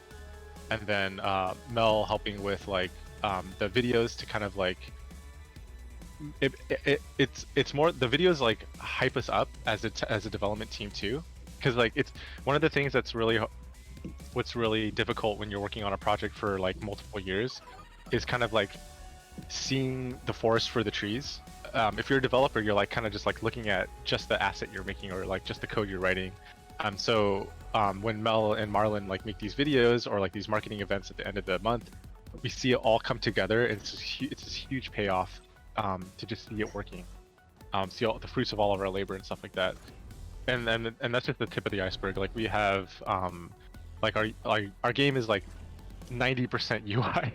Like in terms of just like the things you're clicking, it's like all UI, and we have a dedicated UI specialist who just like happens to like Unreal and UI. It was like a alignment of the stars that we got Ben to help, and our artists like Nick and Antoine, they're like so incredibly talented in their individual art styles, and we found a way to kind of merge Antoine's like unique art style and Nick's unique like low poly art to kind of work in this world. And this is so much more like we have like our programmers are so like passionate and hardworking and like and then with like audio too is like a huge component. Like Danny B's soundtrack is just like absolutely incredible. Heard it over and over again, and it just hits every time. Andy is also an incredible designer on this game, and he puts in so much work to make sure everything is working properly, and also really cares about the players. He really wants you to have the best experience possible. So yeah, I really like working with this team. Everybody's so dedicated to the project as well. It's very refreshing. Yeah, I think we're all really lucky that like the game itself is exciting as a concept, and then we have people who are excited to work on those concepts. Because if we were all working on, like I don't know, I'm not sure like what a really unexciting game would be. But, like, let's just say like if you're working on a game that like nobody wanted to work on, then you would be able to tell with the type of the content that comes out. Yeah, just for me personally, like, I'm pretty sure this relates. A lot of people at Brace Yourself can relate to this. It's like growing up as a gamer, gaming. A lot of people looked at gamers thinking like, why are you so obsessed with that hobby? But as a gamer, like, it's not a hobby. for us. I mean, for me anyway. Like it was like my reason for being. Like I needed games, and like my day to day was defined by games and like what games could be. So like I was excited for the future, but also excited for the present, and like so much of my identity was defined by games that like I know that I'm not alone, and there's a lot of people out there like that. And if it weren't for games that I growing up and seeing other developers that cared about their audiences, like back then, like I really loved playing like Blizzard games, and then they would have like these fan celebrations like BlizzCon and stuff, and seeing how much they cared about their fans and feeling loved by the developer meant a lot to me. So I just knew that like paying that forward was really important. Um, Especially because like we wouldn't exist without our fans. Like this game wouldn't exist, and the opportunity to work on games for a living wouldn't exist without the fans. So I definitely want to respect how much they've supported us by supporting them back.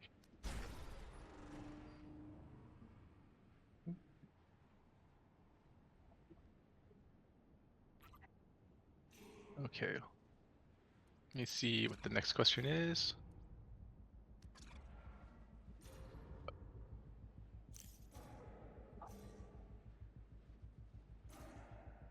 Okay, so Dr. Phil asks about Free Fridays and wants to ask what it's about.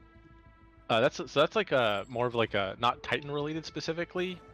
It's kind of like a BYG wide processes thing. But the gist of it is like on Fridays, we use the time on Fridays to do two things: is like to level up our skills in areas that we wouldn't normally be able to afford time to level up. For example, um, like Ben focuses like solely on UI in terms of game development most of his time, but there are things that he wants to develop for like supplementing like a different type of feature in the future, but it's not scheduled into the schedule, so he can use his free Fridays to like level that up, or make tools that make processing better. And then some of our artists are prototyping with like different art styles and different things. So some of the benefits that I've seen so far is like one of our VFX artists, Aaron, has kind of been showcasing like how he thinks about like lighting and UI and stuff like that, in really creative ways that I hadn't seen, because like normally he just creates VFX for Titan. And so like seeing what he's capable of and passionate about shows what we're kind of like the opportunities we're missing on improving Titan, or like the ways we're not using his skills. So I think it's really interesting, because what it'll do is it helps us identify like people's strengths better, and making sure that those strengths are voiced in the game. So that's it. It's pretty exciting.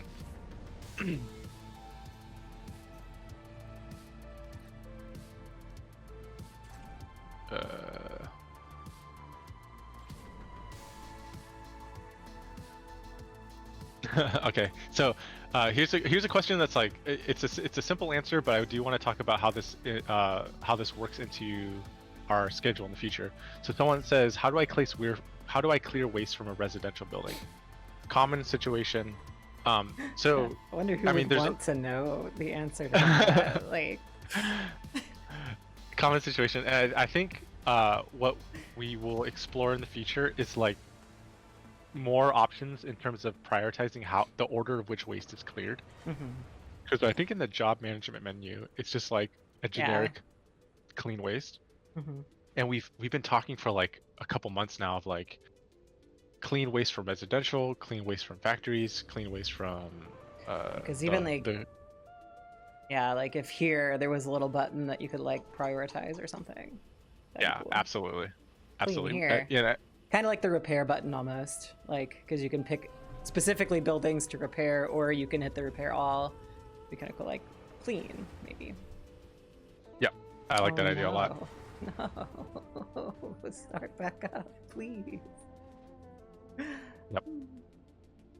So that goes into like quality of life again, and like a couple months ago we were asked to do quality of life for things like call to arms, repair all, you know, things that you normally like didn't have a way to prioritize, and we just gave people that, and people love those. So I think what the cycle of this feature of our development is going to be like add a cool system, and then see how players want to interact with that system, and then create the quality of life for that, and then repeat. So there'll be another phase where we do quality of life, I'm sure.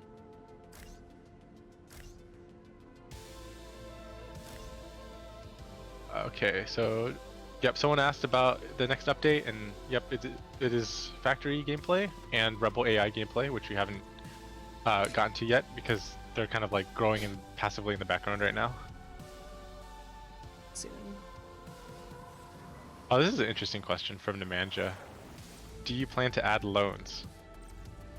You can get credits from the council with influence, and That's true. I can't remember. Was it Mel? Was this your idea? You had someone had a really cool. I pointed out that I think it might have been Alexa or Mel or Bahar. It was the council only trades in tier 1 resources, so you can actually in the future, if you can sell and buy different tiers, you can buy tier 1 resources from the council, upgrade them, and then sell them back to the council for a higher value, which creates a new type of, you know, economic sustainability. If you're like really confident in your processes. So we didn't add that for this. In fact, that's just like a consequence of the system that I didn't consider. And so now we will add that in the future.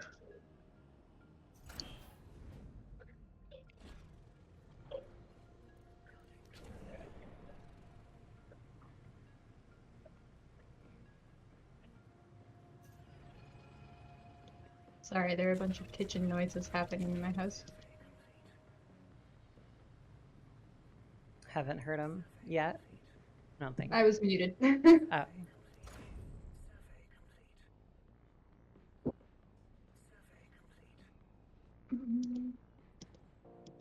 Just a little trash. Not a big deal. Oh, I bet the reason why the rebels haven't targeted you yet is because of your waste count. So like, it evaluates your assets and your liabilities. See? And like See? your waste is so high that I'm like so smart at this game. they're like, we don't even need to attack this corporation. They're gonna just die from their own garbage. Yeah.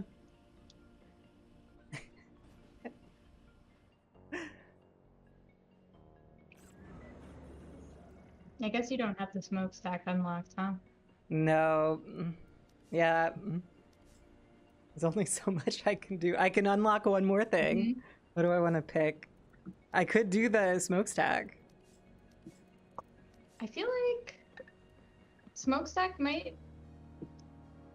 be good. Fix some problems.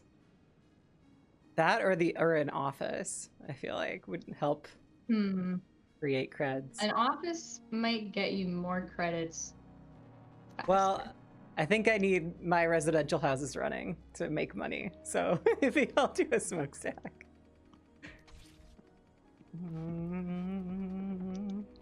So in the last patch, the amount of waste citizens dropped was reduced by half.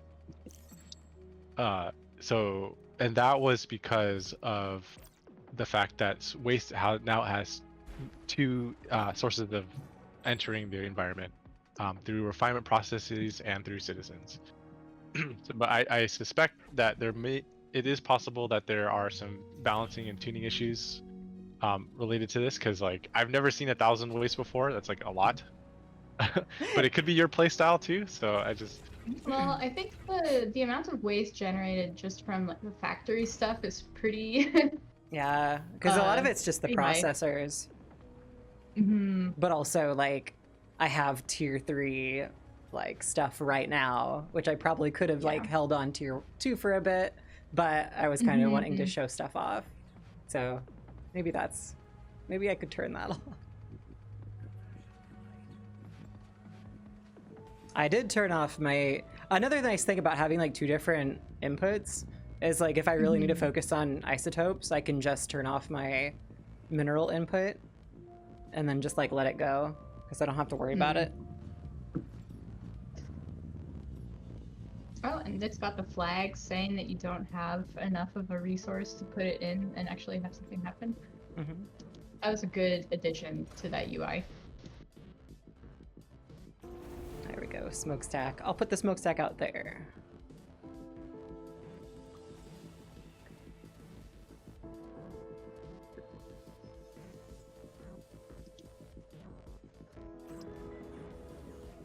All right, let's do another hop.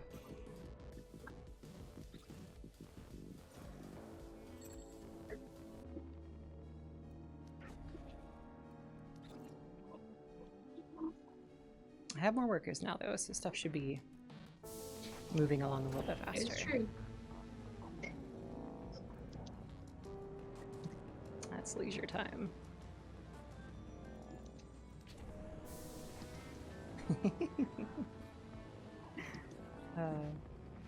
A lovely mess. Those citizens in their leisure time. Yeah, geez. Oh, they're and now they sleep. Gosh, what are they gonna do next? Ugh, ridiculous.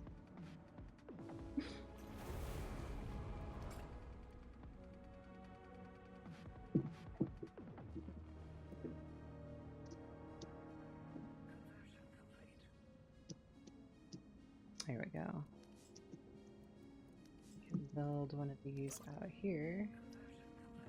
Oh wait, I don't need to.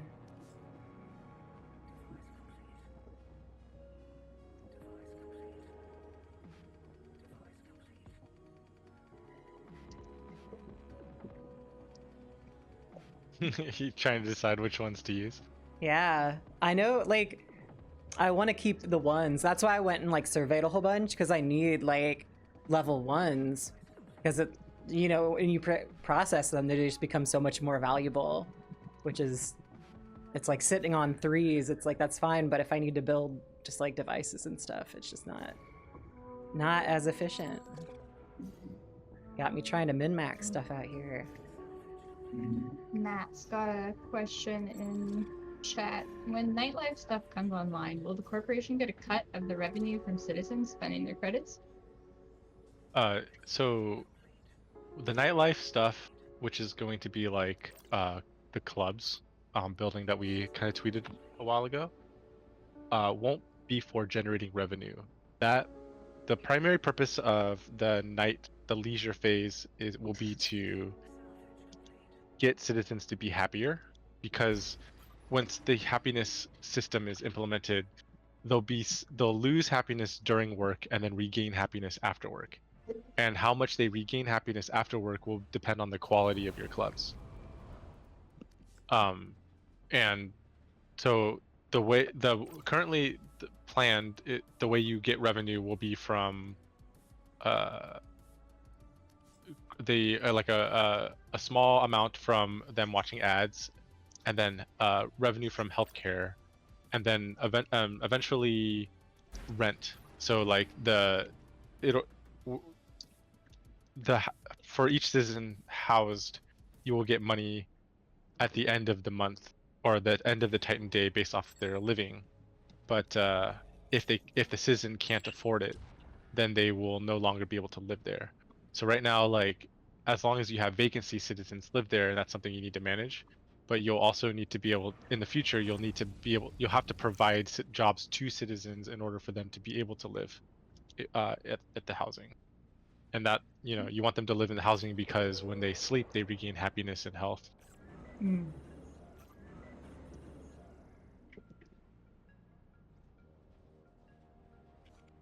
Oh, we're going somewhere now, huh? Mm-hmm. Slowly but surely. Nice. Oh, I see. I used tier 1 minerals for that. So it's gonna take 200 trips. Oh no! Oops. You could always cancel and then rebuild with higher tier. Mm-hmm.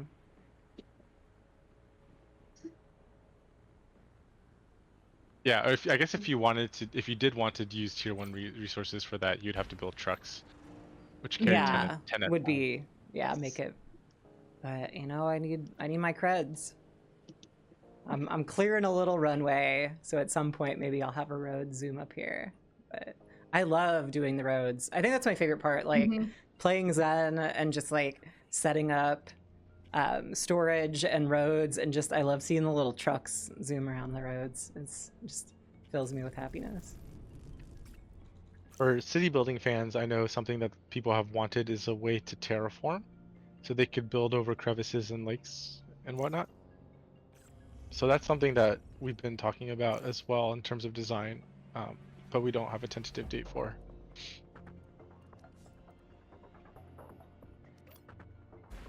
There will be consequences to terraforming though. So like, you know, Cethane gas comes from crevices. So if you destroy all of them, then you're gonna not have access to that.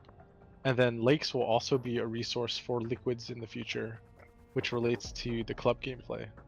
So you won't want to destroy all your lakes either, and you probably you'll want to be careful about polluting the lakes as well. Yeah, I like the lakes. Cute. I'm excited. I know there's been talk about like having more varied things like out in the ruins, like fallen ships and stuff. And I think that sounds really fun. Yeah, that's really important to us. Like, so we have a lot of concept art for kind of anomalies that you can discover in the world, and we're actually working towards that. And I think our coming very, very soon will be an iteration on our map generation, which will add some new assets to it, and then also like set the foundation for like things that you can discover in the future. It's important for us to like keep the exploration of Titan high. Adding all the lore stuff is going to be really, really fun.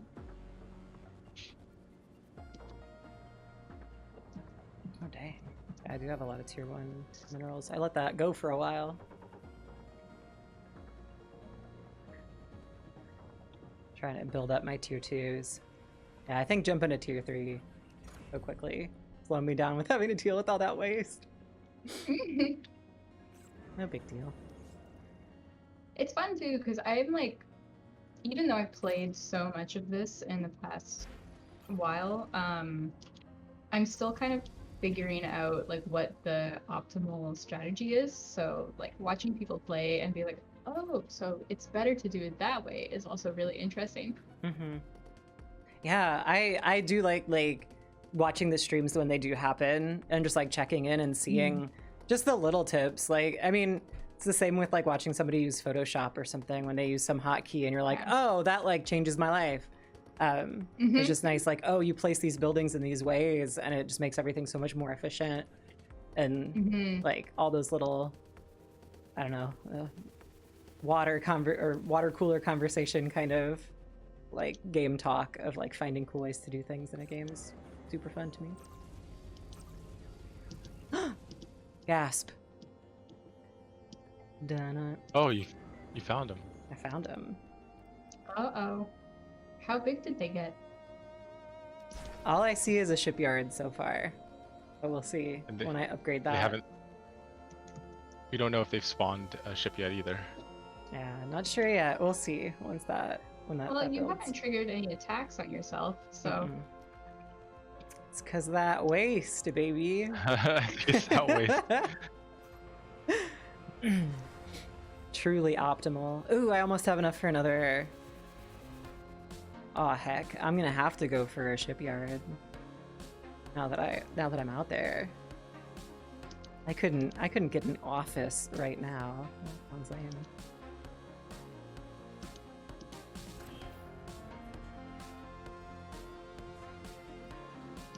The music in this is so good.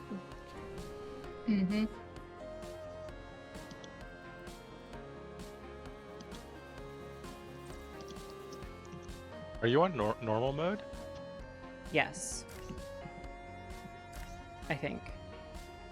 Yeah, and I'm on low risk, low reward on normal. So it's probably even lower than normal. But I certainly ran out of minerals really quick. low reward for sure. Oh, I could set up a mine.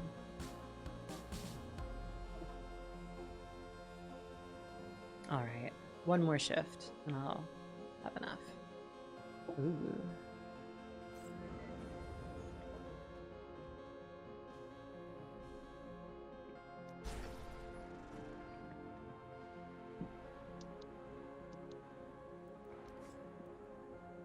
Yeah, if you had a ship right now, you would probably be able to get over there a bit faster. But Mhm. also, they have functional turrets now, so Yeah. Yeah, some of them, gosh, I played on some like really high level or like got the AI really high up and then like spawned ships for myself and was just fighting them. And goodness is it just like they spawn a lot of ships and those turrets like upgrade and it's pretty wild. Here we go. That waste management. Look at that. Available 7. hooray! Wow. You did Dang. it. Congratulations. I did it. Did it. How fast is that pollution spreading, I wonder? You know. Oh, wow. Thanks, Andy. This is fine. It's fine, yeah. This That's isn't fine. long It's term. not even close to your Yeah. citizens. It's fine. Oh gosh. Yeah, just oh gosh. It's fine. I'm not gonna worry about it.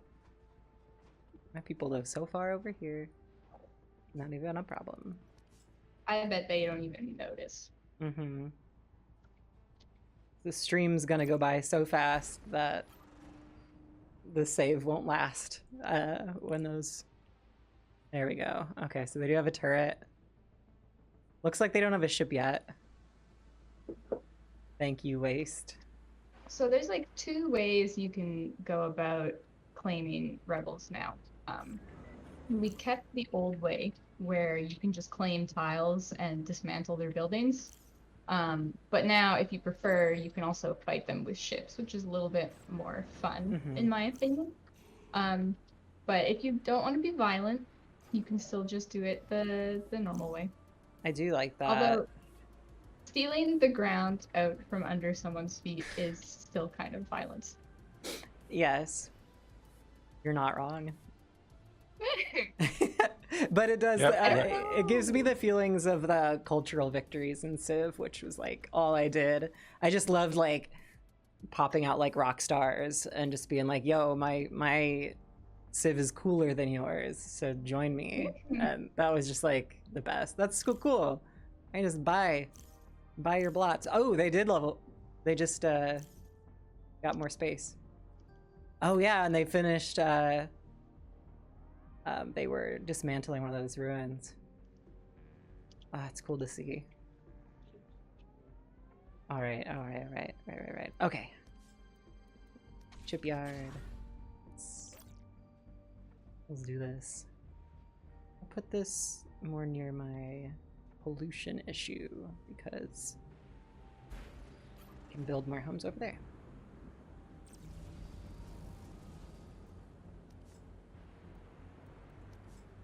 Another thing I think I caught on a little later was like sometimes depending on what minerals you have, it's easier just to build like a couple level 1s just to get some more housing. Oh yeah, like I need more citizens. I had so much space because I was trying to go to the higher level 1s, which did use my like tier 3. Since I had so much tier 3 stuff, it was helpful. Right. But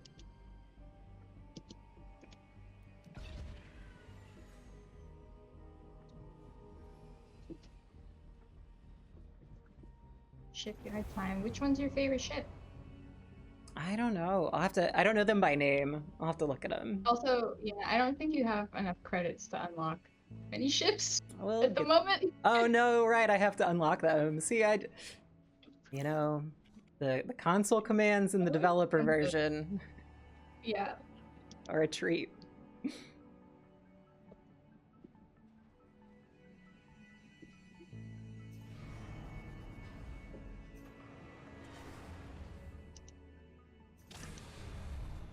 Also, I'm draining the power. Yes. Oh, yeah, I don't have to unlock these ones. Right. Ooh. Like a griffin, but a falcon too. That's pretty rad. Oh, shock. This one's solid. This is a buddy. This is a pal. A good friend. Oh no. Your power. Well, that's another problem. I want to use not tier 3. 300 trips. Yeah. Sometimes we gotta do what we gotta do.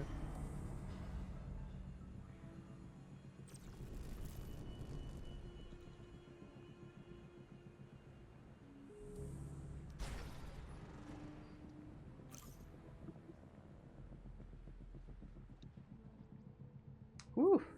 Yeah, starting that ship really did take an amount from me. Probably building all these did too.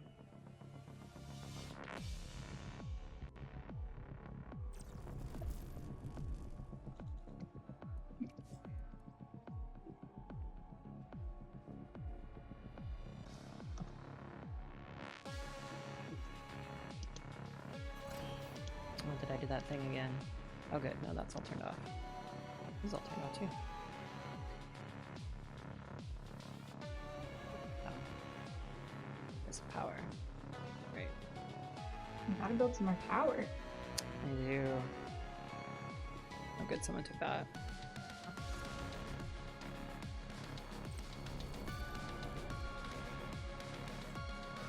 Man, that is a lot of waste. Don't worry about it.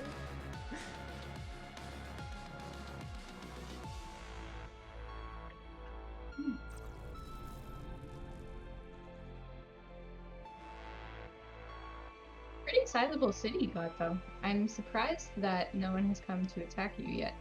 Mhm.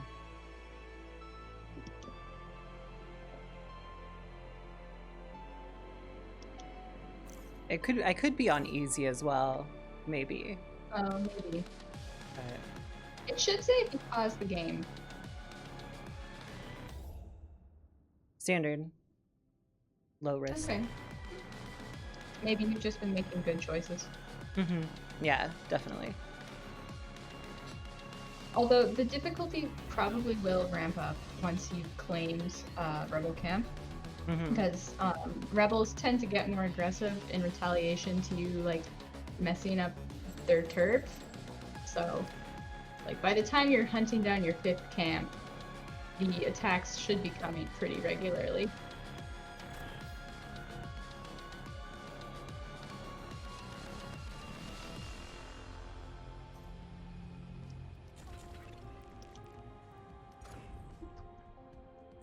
Oh, of course. I need to prioritize that.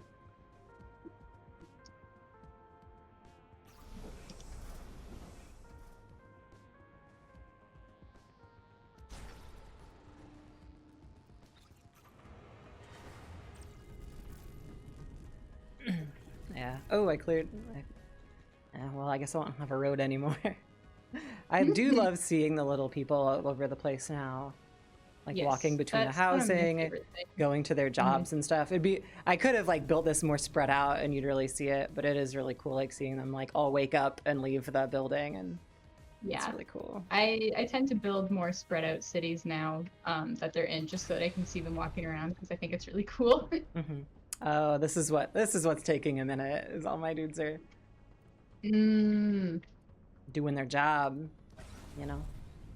Oof, building with level 1 minerals, huh?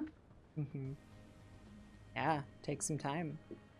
Mm-hmm. I just didn't quite have like level 2 or 3 enough to build it, and I just wanted to build it.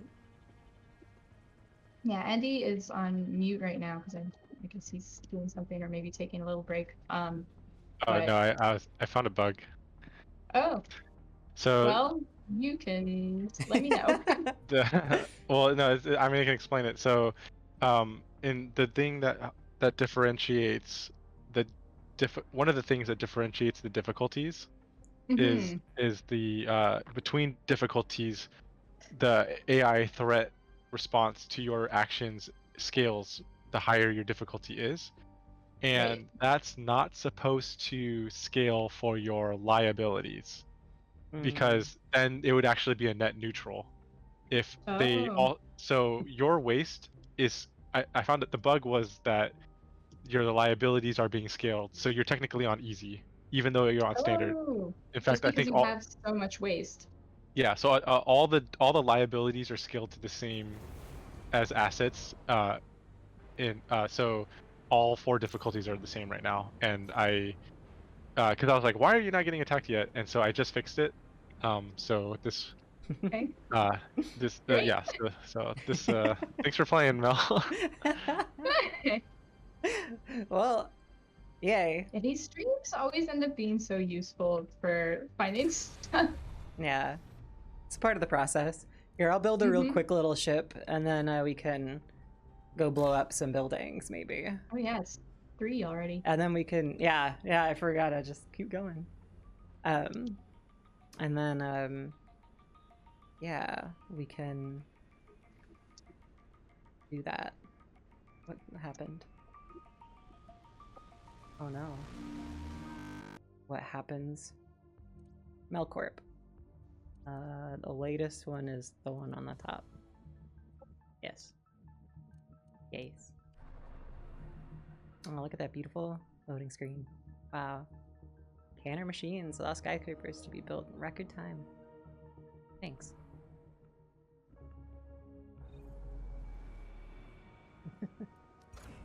Let's see what mess. And yeah, Ben pointed out in the chat, we are actively looking into memory leaks, and we do have a potential fix. Like, this is pretty high on our list of like stuff to look at. Mm-hmm. Yeah, we've actually identified one of the causes is going in and out of buildings a lot. I do that a lot. And Wow. since and I guess that would explain why it triggered like as soon as you went into the shipyard. Mm-hmm.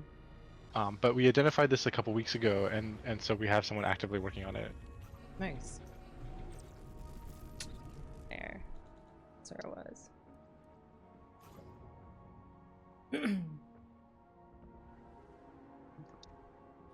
Well, I guess it is getting a little long in the stream. Do we want to run the trailer, or do you want to see the wait video. on the ship?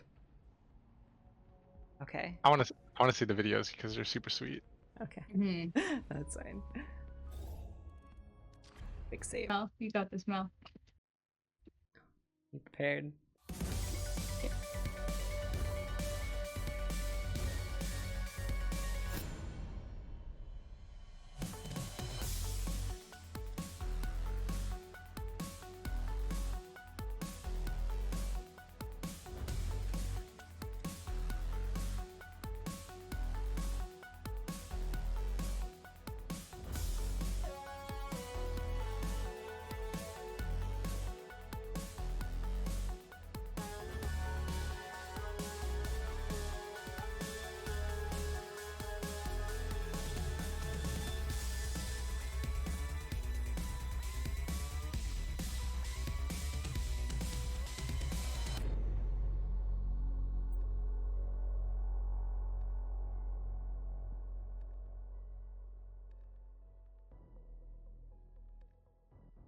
Pew pew.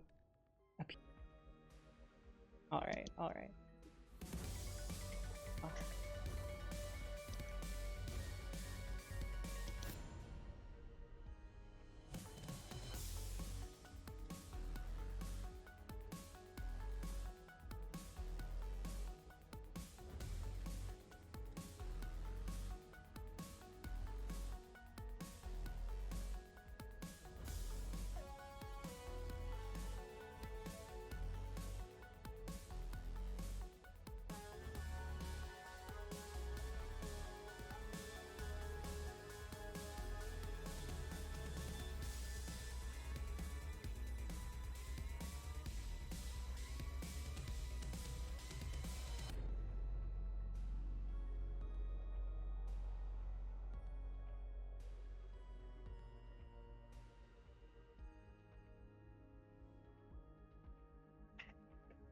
All right. Well, that's that. Thanks for watching. That was a lot of the I heard people talking about how the art was really cute, and that's by Chloe did those, who helps with the art stream. And they're just so cute. There's some on the store, on our merch store. There's like little Christmas ones I think you can still get of the workers like in those poses, and they're just super cute. But yeah. Oh. Thanks for the great stream. Yep. Thanks for joining us, everyone. Thank you. Yeah, thank you. Yep. And then Alright. please leave us feedback on Tuesday when you check out the final version of this update. Thank you. Yes, it's super helpful for us, so please do. So, thank you. All right. Bye, everyone. All right. Later. Bye, guys.